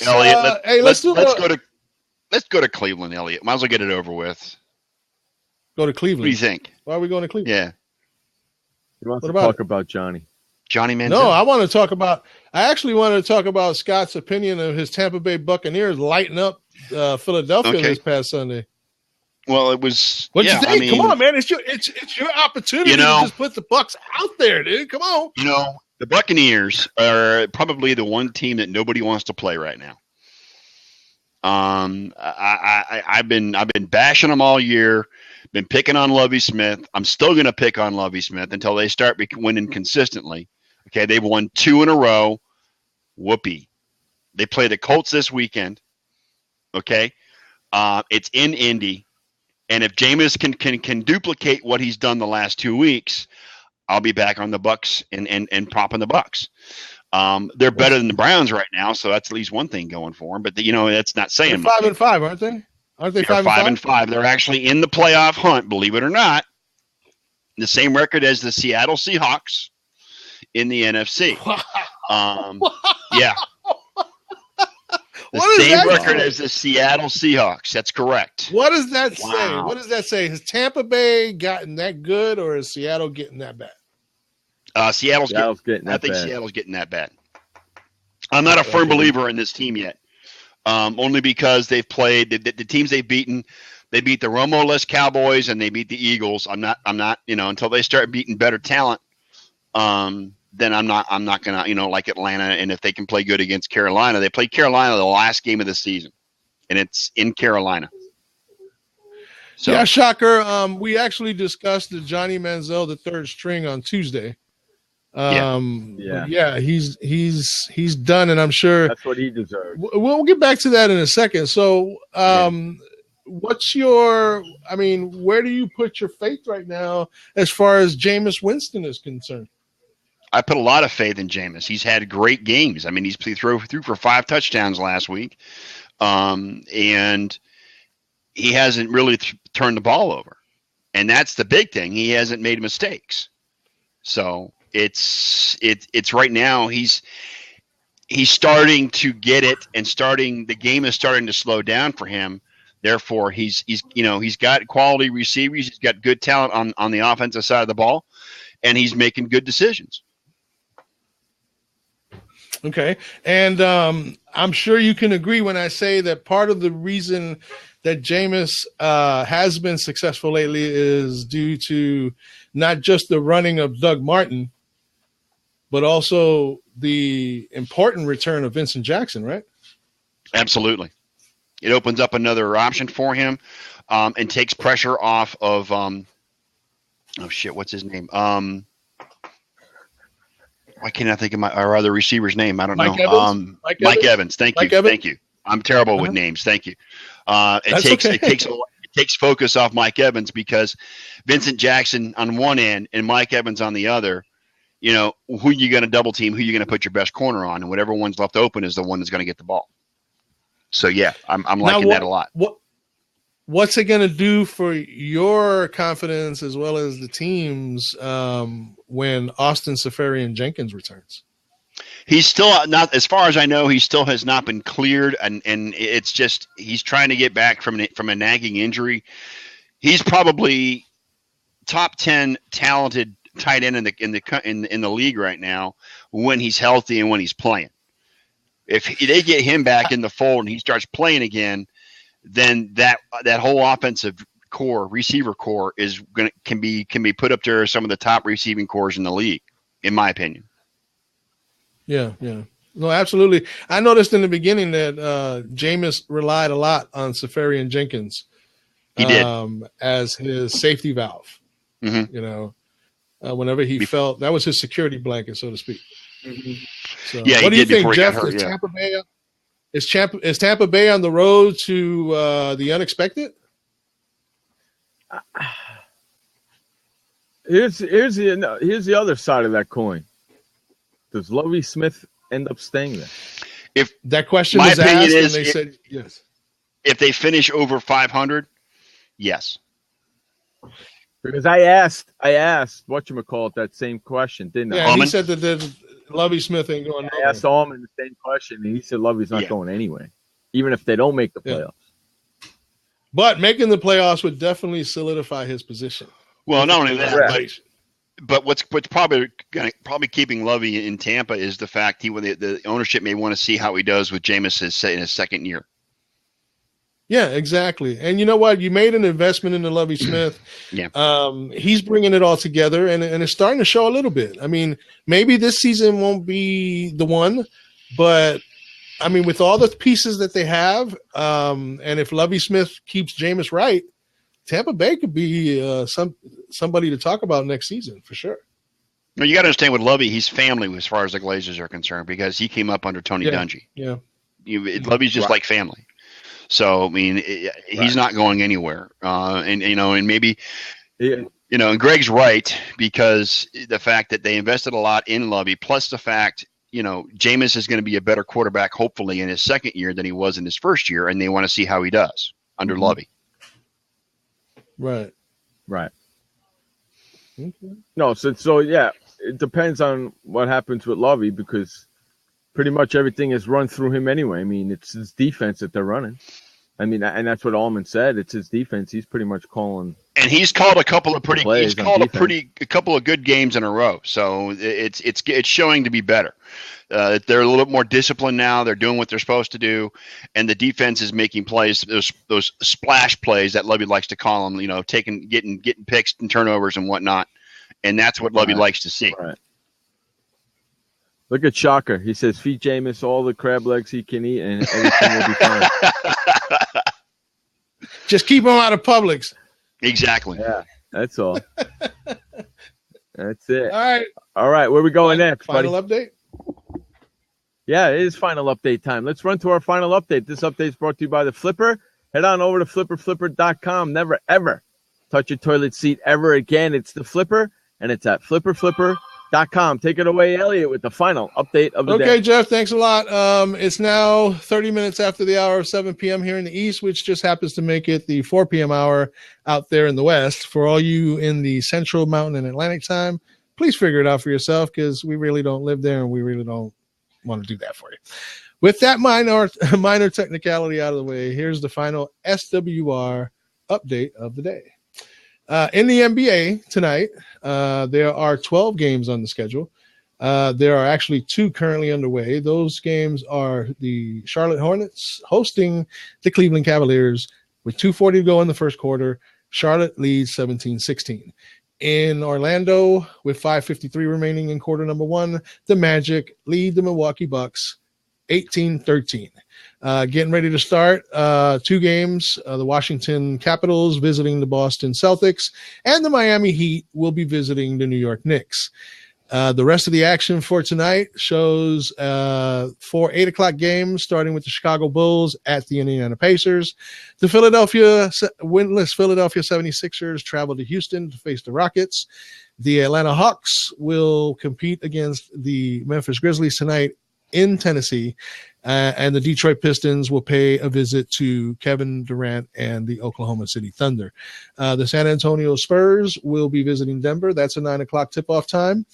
The Golden State Warriors will travel to the Valley of the Sun to face the Phoenix Suns at 9:30. And the final 2 games of the evening show the Minnesota Timberwolves visiting the Sacramento Kings at 10 o'clock. And the final game, New Orleans Pelicans will be visiting the LA Clippers at 10:30. And in the NHL tonight, we have several games underway. Starting off, we have the Anaheim Ducks up 2-0 on the Chicago Blackhawks with 6:25 to go in the third period. That game is in Anaheim. The Tampa Bay Lightning visiting the Washington Capitals currently trail 4-2 with 5:37 to go in the third. In the first period, the Buffalo Sabres lead the Carolina Hurricane 1-0. With 5:58 to go in the first, Montreal and the New Jersey Devils are tied at 0. And 7:17 in the first, the Pittsburgh Penguins and Columbus Blue Jackets are also scoreless. In pregame action, action about to start, the Edmonton Oilers are visiting the Detroit Red Wings, while the New York Islanders are facing off against the Florida Panthers in Sunrise, Florida. Tonight, you'll also have Vancouver visiting Dallas and the Calgary Flames going into Arizona to face the Coyotes. And 3 finals in the NHL today shows the Boston Bruins in Boston defeating the New York Rangers 4-3. The Philadelphia Phillies at home defeated the Philadelphia Flyers at home defeated the Nashville Predators 3-2. And in Minnesota, the Wild went down in defeat to the Winnipeg Jets by the final score of 3-1. All right, boys and girls, this second and final update has been brought to you by the Flipper. What is the Flipper, you ask? Well, the Flipper is the sanitary toilet seat device that eliminates the need for you to touch your toilet seat ever again. And with the holidays rolling in, the Flipper would make a great and thoughtful gift or stocking stuffer for anyone. You too can own the Flipper exclusively by visiting flipperflipper.com. So go there and order yours today. Boys and girls, this wraps up the final SWR update of the day with your co-host, me, Elliot Big E Lumber, right here on sportsworldradio.com, where we deliver real sports talk for real sports fans. Now back to you, Jeff, in the San Diego Sports World Radio studio on Blab for more of Sports World Radio. Welcome back to Sports World Radio. I am the host, Jeff Escal. That is Elliot Big E Lamba. And down below there is our good friend Scott, the sports nerd, hanging out with us. Scott, tell everybody about your show on Sunday. My show is The Sports Nerds with me and my friends Brian Cullen and Robert Arnold. We talk everything and anything sports, pop culture, and pretty much anything that happens to come up at the time. We talk college football, unlike the gentleman here on this show. We do not talk wrestling, unlike the gentleman on this show. But we talk about college football. Yeah, about how it puts you to sleep. That's about all you talk about college football. Exactly. We talk about it. Yeah, the show starts at 7 p.m. Eastern time on Sundays. Every Sunday, been doing it almost 3 years now. And it's a lot of fun. It is not safe for work, ladies and gentlemen. You do not want to bring the kids to our show. Can I ask you, Scott? There you go. Since that last show, have you beefed up security? Since the last show, the last show I had is actually, last week wasn't the previous. It was the one previous show. And Michael remembers that show. There was a little bit of altercation there, but that's all right. It was all good. But that's all right. No, it's fine. Stuff like that happens, and that's what I can expect when that show goes on, because we don't hold anything back. It's a no holds barred show, and if you're easily offended, don't show up. That's it. Won't come in. Yeah. Right. Hey, Christopher goes, what's the difference between wrestling and college football? Wrestling is entertainment. College football is boring. Or not. There's the difference. There's the difference right there. I've been watching wrestling longer than I've been even thinking about watching college football. Okay. Oh, by the way, just as a quick update, Scott, your record last week was... It was awful. It was horrible. I went better. I did better than last week. I went 5-9. You were actually 7-6. That's surprising, since I lost a lot of the early games on Sunday. I lost a lot of games early on Sunday. I mean, the NFL has proof positive that regular guys like you and I don't know butt kiss about the NFL, about who's going to win what game from week to week. Well, it was a bad 2 weeks. Gerald, and I know you were on our Pigskin Pick'em show. Yes. You know, Gerald went 4-10. Well, that's because he's stupid. Gerald, okay, on Sunday, if I remember correctly, Gerald laughed at me for going 4-10 the week before, correct? Yep. No. What's gonna happen? You said that you asked Gerald, "What are you, an idiot?" And Gerald says, "What do you mean, an idiot? Didn't you just go 4-10 a couple weeks ago?" Okay, so now guess what, Gerald? the shoe is on the other foot, ain't it, bitch? And another thing is, at least I owned my 4-10. You're gonna skip out like you never even picked any games at all last week. No, actually, he kind of. I don't know if he really had the records or the picks for the previous week or whatever in front of him, because he kept swearing that he didn't win just 4 games until I pulled out the sheet with all the picks and the games and all that. I got the proof right here, buddy. And I said, you know what, Gerald, so we don't waste too much time, I'll just tell you the 4 games you got right. Right. And then at the end of the show, he goes, "Oh yeah, I only did win 4." Oh, yeah. No kidding. Yeah. Well, he's actually getting closer to Robert than he in last place than he is to me in first place. Correct, and that's so awesome. I you know what? I hope the fantasy football gods screw him and stick him in last place. He's currently 6 games behind me and only 5 games ahead of Robert. Yeah, he's going to get caught. Robert's catching him big time. That would be incredible if Robert keep making those stupid. Hey, Gerald, keep making those idiot picks like you keep doing. Well, just like Washington. Just like Washington over teams like Carolina, man, you'll be fine. I hope he picks Washington this week. Just like he had a brain fart. Hey, just like he had a brain fart when I told him, you know what you said about Washington, you said the same thing about the Philadelphia Eagles, that they were going to come down and whoop up on Carolina. Yeah. Okay. Oh, what happened to both of them? And what happened to both of them? Both of them got killed. And you said Dallas was going to pull it out because Romo's back. Well, guess what? Romo's back and he's gone again. Courtesy of Carolina linebacker Thomas Davis, Tony Romo is no more. Hey, Shaka, you enjoy those games because I won't. Don't mind hey, maybe you want to get on. Maybe you want to get on Scott's show and talk to him about that. Yeah, really. Go over there and talk freaking college football, you hump. So this week in the NFL is going to be interesting. I'm just going to run off the games for the week really quick. Okay. Minnesota at Atlanta. St. Louis at Cincinnati. Ooh, that's a good game for Cincy. Okay. The New Orleans Saints visiting the Houston Texans. Oh my God. Your Tampa Bay Buccaneers going over to Lucas Oil Field to play the Indianapolis Colts. Michael said that Tampa Bay has never beat Indianapolis in Indy. Correct. Is that true there? Yeah. It is? Yeah. First time for everything, right? That's what I told Michael in the chat room. Now, Scott, you being the Tampa Bay fan, can you tell me off the top of your head, when was the last time they were over 500 at this point in the season? Probably the Super Bowl year. I don't know. I mean, it's been a while. Because when Vinny they have a chance to there. be 12 weeks into the season, they have a chance to be over 500. Yeah, I think it's the first time since at least, if at the earliest, I want to say, because they only made the playoffs once since winning the Super Bowl, and that was 12 years ago. So too bad Brett's not in here. He would have searched that up. I don't know. Shaka wants a curling segment. I'll tell you what, Shaka, when you got a curling segment, you can bring it on the show. I think there might be a beauty channel somewhere that does curling.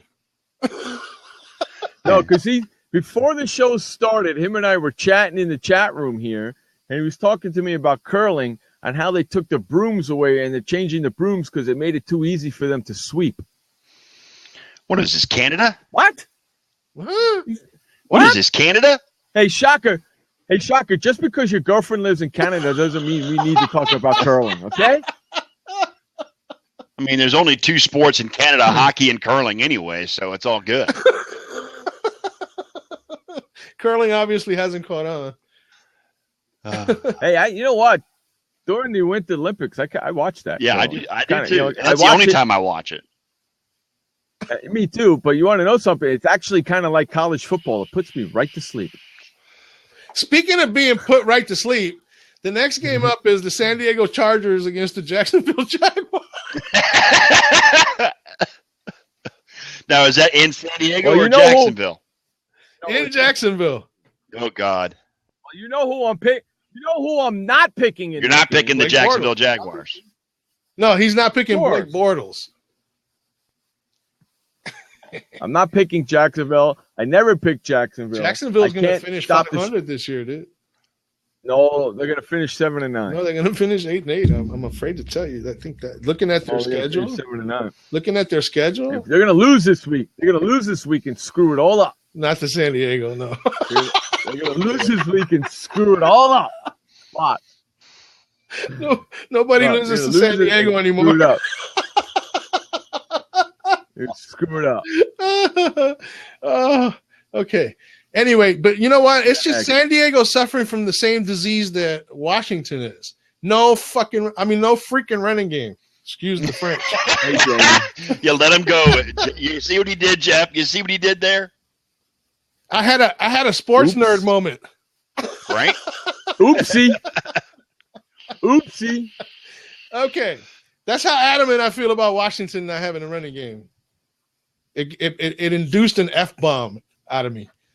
But anyway, okay, next game up. We talked about this one earlier. Buffalo at Kansas City. Kansas City possibly without Shakandrick West and Travis Kelce, two important pieces of their offense.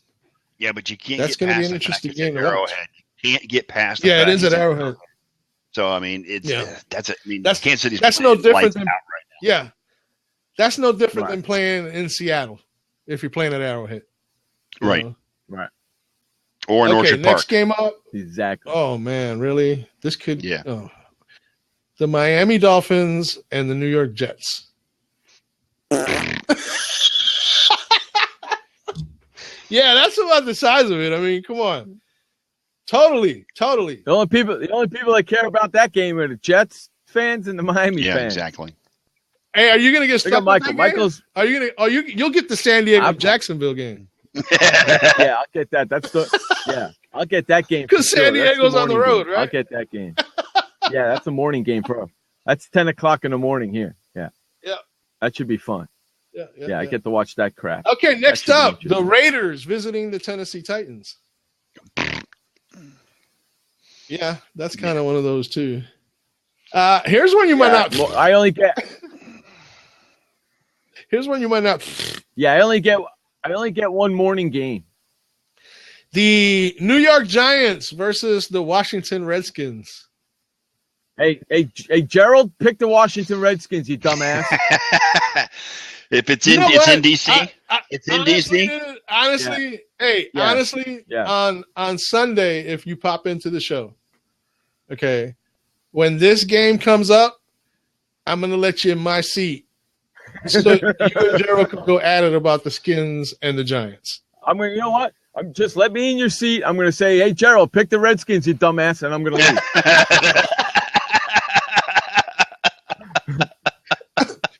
I could do this that actually too. has a. You know what though, Jeff? To be honest, that game actually has the potential to be a good game because the Redskins always it'll be tough because the Redskins play tough at home. That game right there is going to decide the division. It will. With Philadelphia losing and Dallas losing, if the Giants beat Washington, if the Giants win that game, the division. They pretty much have a lock on the division unless they just totally blow it.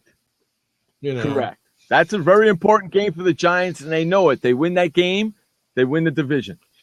A very light schedule. You know what? I didn't even mention that this is the first week back for all 16 NFL games in 1 week. Correct. Yeah, the bye weeks are over. So the bye weeks are no longer. Okay, next game up, the Arizona Cardinals against Blaine Gabbert and the San Francisco 49ers in San Francisco. You know what? You want to know something? That's the 405 game. Right. That's the 405 game. I get that game on Fox. That's my afternoon game on Fox. I really want to watch the Cardinals and 49ers. You don't get the CBS game between Pittsburgh and Seattle? Yes, I get that game too. Okay.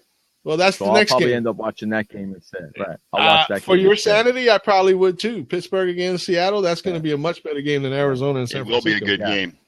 Yeah. Oh, yeah. That's, you know what? That's almost a coin toss game. That is a coin toss game. With Big Ben back healthy again and everybody ready to rock and roll on Pittsburgh, Pittsburgh's going to be a dangerous team come playoff time. They always are. So and Marshawn Lynch's beast mode is gone in Seattle. He's done. How funny is it going to be if Blaine Gabbert beats freaking Arizona? He won't. He won't. It won't be. It won't be. But, the thought is, it makes my skin crawl, actually. But, just if we're going to be honest, you know what I mean? Okay. I know. That's the way we are Pittsburgh and Seattle. Now, instead of Manning, Brady 17, we're going to get Brady Osweiler 1. Osweiler. Is that the Sunday night game? Yes. Sunday night game. The New England Patriots visit the Denver Broncos. I'm glad we're not making our picks now, man. I'm so glad we're not making our picks till Saturday night. Yeah, tomorrow night we'll make the picks. God. And Scott, as soon as I'm done with this, I'm gonna run over the injury report so that way you guys have an idea as to where the injuries are before we do our picks tomorrow. Patriots got a lot of injuries. And then a lot of injuries in key positions. And then the battle of the century: Josh McClown versus Matt Schaub.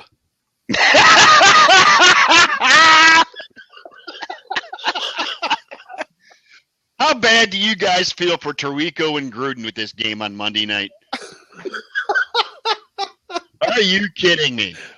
Baltimore at Cleveland. NFL did not use their flex powers to remove this atrocity of a game.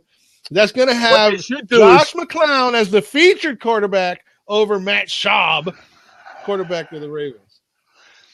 Not to mention Justin Forsett's arm is broken. Right. What they should do is move the Giant Washington game to Sunday night and move the freaking New England game to Monday night. Flex your schedule, bitches. Oh, my God. Either that or move the Giants Washington game to Monday night. Right. That's a big game. That's a big game. It's rival week in the NFL. That's a big game. Something happened. I hear you. I got you. Well, I guess he pulled out his cord out. I guess he pulled out his headphone out of his mic. Now he can't hear himself. Well, turn your mic back on. Okay, he's going out. Oh, I got you. He's going out. He probably pulled his headphones out of his mic cord and de-woggled everything. Hey, don't forget de-woggled. You like that, right? That's pretty good. That's pretty nice. De-woggled.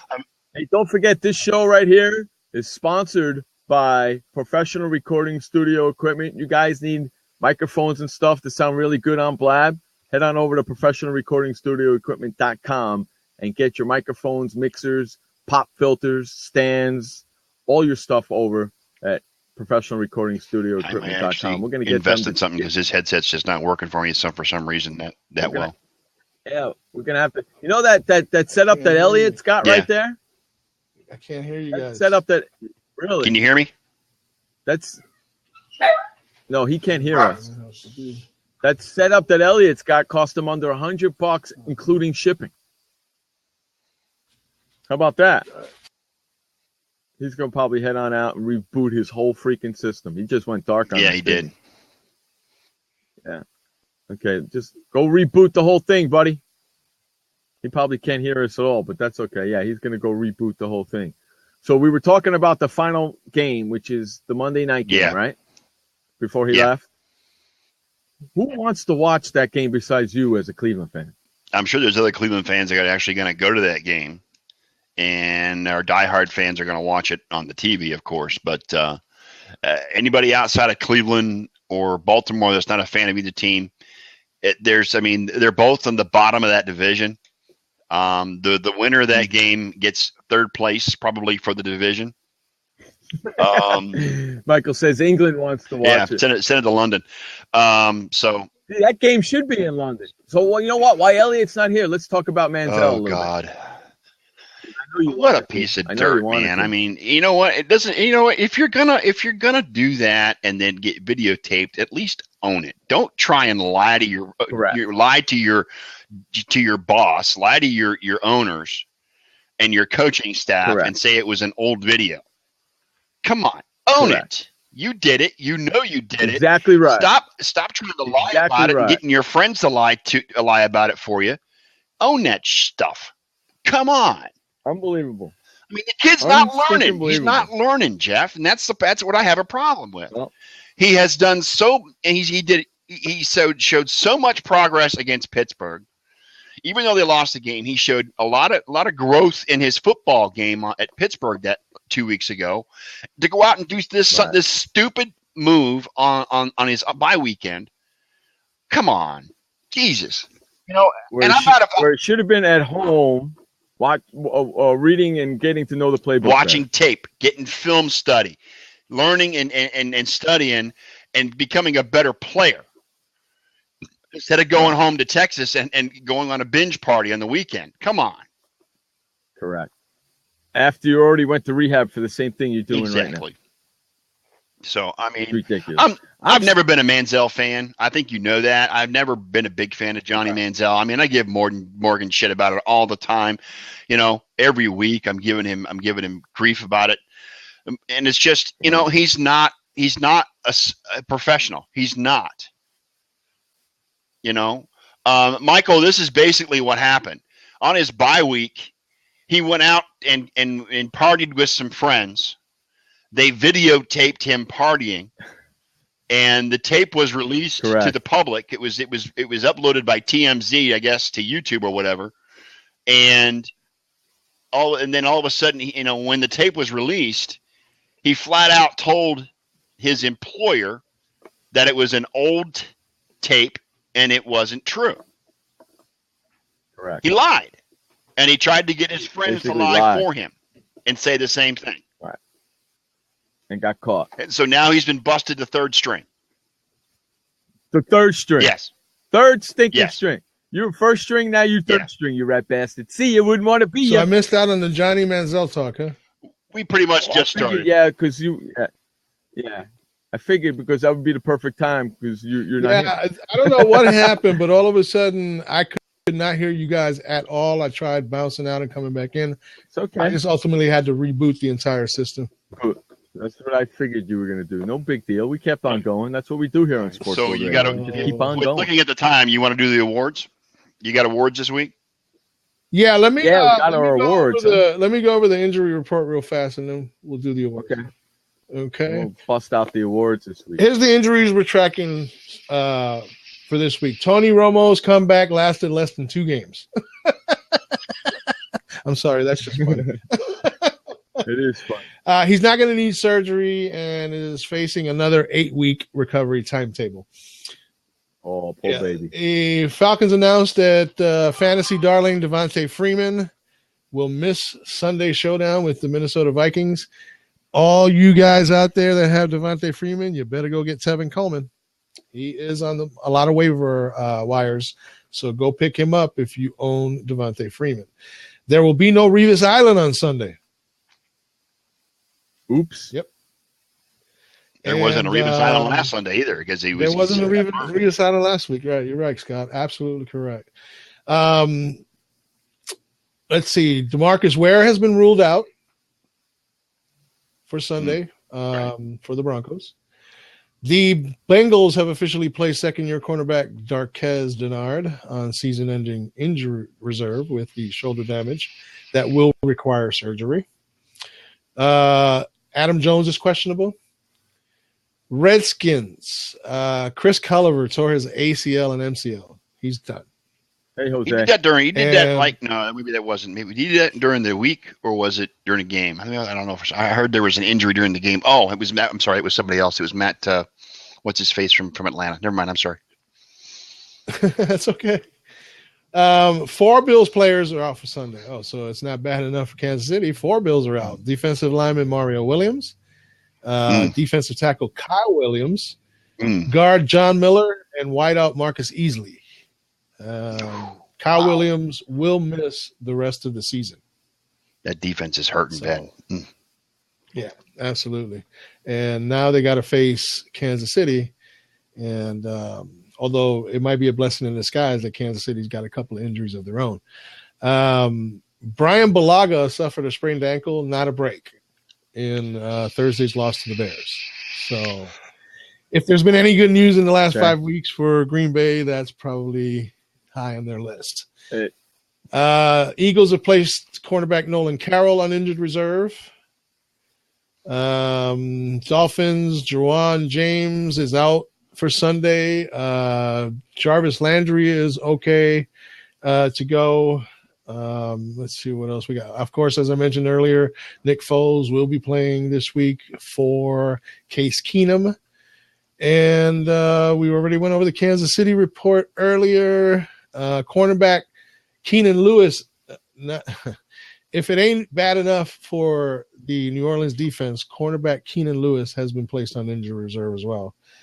The Cardinals could be without Michael Floyd again. He's going through the injured hamstring. Patrick Peterson is also questionable. And finally, the Tennessee Titans should be getting Kendall Wright back this week against the Raiders. Derek Morgan with the shoulder is questionable. And that does it for the injury report.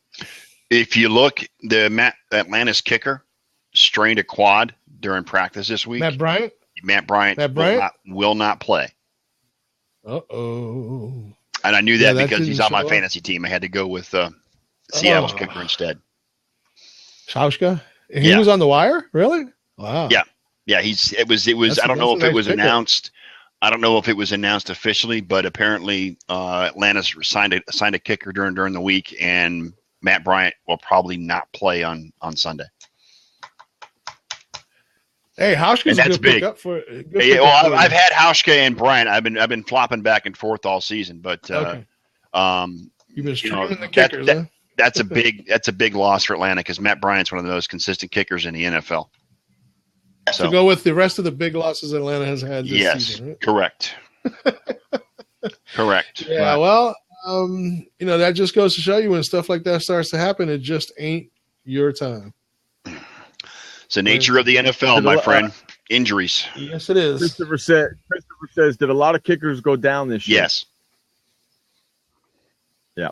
And a lot of movement with kickers this year. Lots of that new extra point is really messed with a lot of kickers' heads this year. It really has. Did you see? I think they've missed like over 40. Yeah.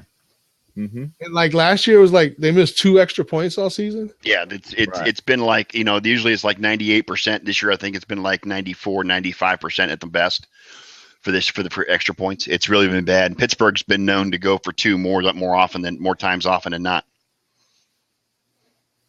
Right, because their kicking game stinks. Yeah. It's crazy, man. It's freaking crazy. All right, we got some really awards. Quick before we get out of here, awards. Award time. Let's do it, man. Let's do it, Elliot. Get a douche canoe? No, I did not. I know who I'm giving it to, though. I've gone with Gary Arthur as the hump of the week. Okay. For those of you who don't know who Gary Arthur is, he is the referee that should have swallowed his whistle when Tom Brady threw the ball to Danny Amendola. What a perfect because he thought he was still officiating under college rules. I don't even know how in college you can blow that whistle. I don't get that. I don't get that whistle at all. Okay, so that makes Gary Arthur, line judge, SWR Hump of the Week award. That couldn't have been a better SWR Hump of the Week. Okay, the Rat Bastard of the Week award goes to Jaleel Okafor. Oh, God. Of the Philadelphia 76ers. What a dumbass. For going out on the nightlife in Boston, and when he exited a nightclub, somebody yelled that all the 76ers suck, and he promptly went over there and knocked the guy out and commenced to trying to keep beating him while he was on the ground.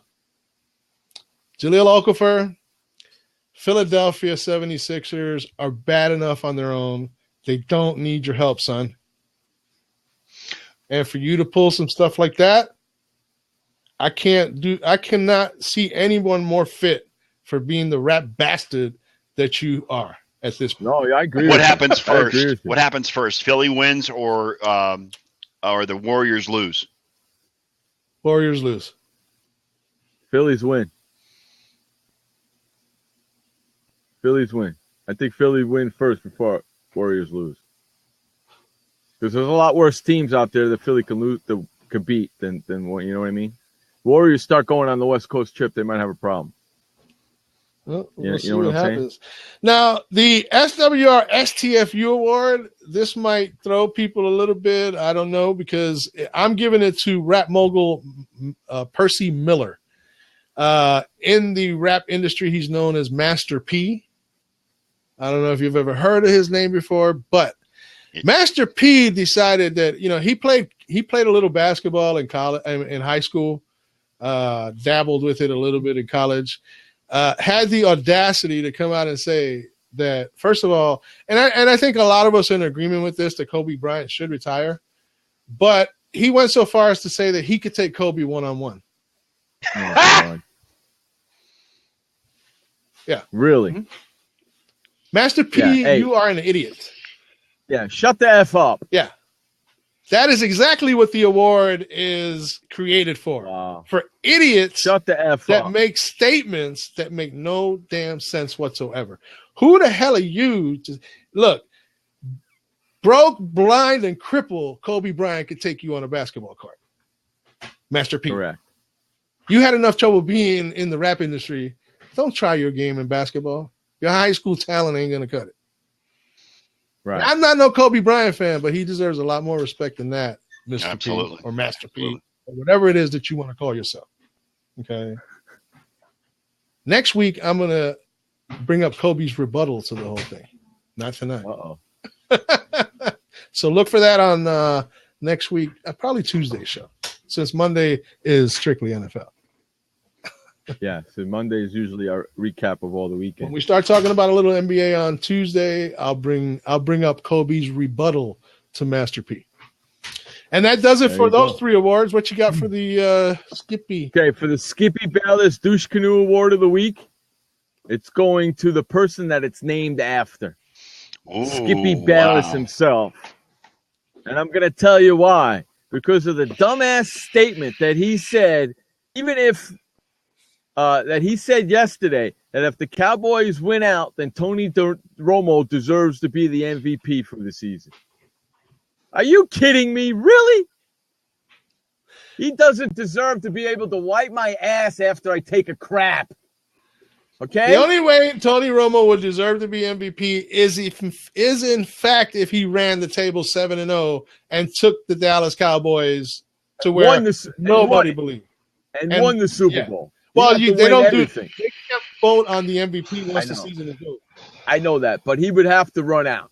He would. If he would have ran the table and taken the Cowboys into the playoffs, then MVP might have been. But because he didn't have a full season, there was no way that he was going to beat out guys like Brady, even Cam Newton, for that award. No, Romo can't even play 3 games in a season. Okay, not anymore. No, I would not be surprised if he ends up retiring. He won't be back with the Cowboys, I can tell you that much. Jerry Jones is already his cap it is $20 million next year. Yeah, Jerry Jones is already at prisons looking for a new quarterback. Yeah. I saw that. I saw a meme of that yesterday. I was laughing my ass off. It was pretty funny. Hey, I want to thank everybody for hanging out with us for the whole 2 hours. We really appreciate it. I hope you guys had a lot of fun. We did too. Remember, we'll be back tomorrow for NFL Real Talk. 9 o'clock on the East, 6 o'clock on the West, right here on Blab, the Blab channel, and on sportsworldradio.com. Don't forget, Sports World Radio is sponsored by Professional Recording Studio Equipment. For all you guys here on Blab doing radio shows and doing shows in particular, if you want your audio to sound good, head on over to professionalrecordingstudioequipment.com. Elliot set up he got the microphone, the pop filter, and the scissor stand, plus delivery. Paid under $100 for it. Can't beat it with a stick. No matter how ugly it is. That's right. Again, I want to thank everybody. We'll be back tomorrow. Until then, my friends, remember, you only have one life to live. Live it long, live it strong, and live it proud. And please don't forget, life may suck, but the alternative is unacceptable. For Scott the Sports Nerd, Elliot Big E Lamba, I'm Jeff Escal. This has been Sports World Radio. Peace out, bitches. Peace out, bitches. See you later. Thanks for listening to Sports World Radio with your hosts, Jeff Eskow and Elliot Big E Lamba. Online at sportsworldradio.com. Sports World Radio, the equal opportunity ripper. We'll catch you next time.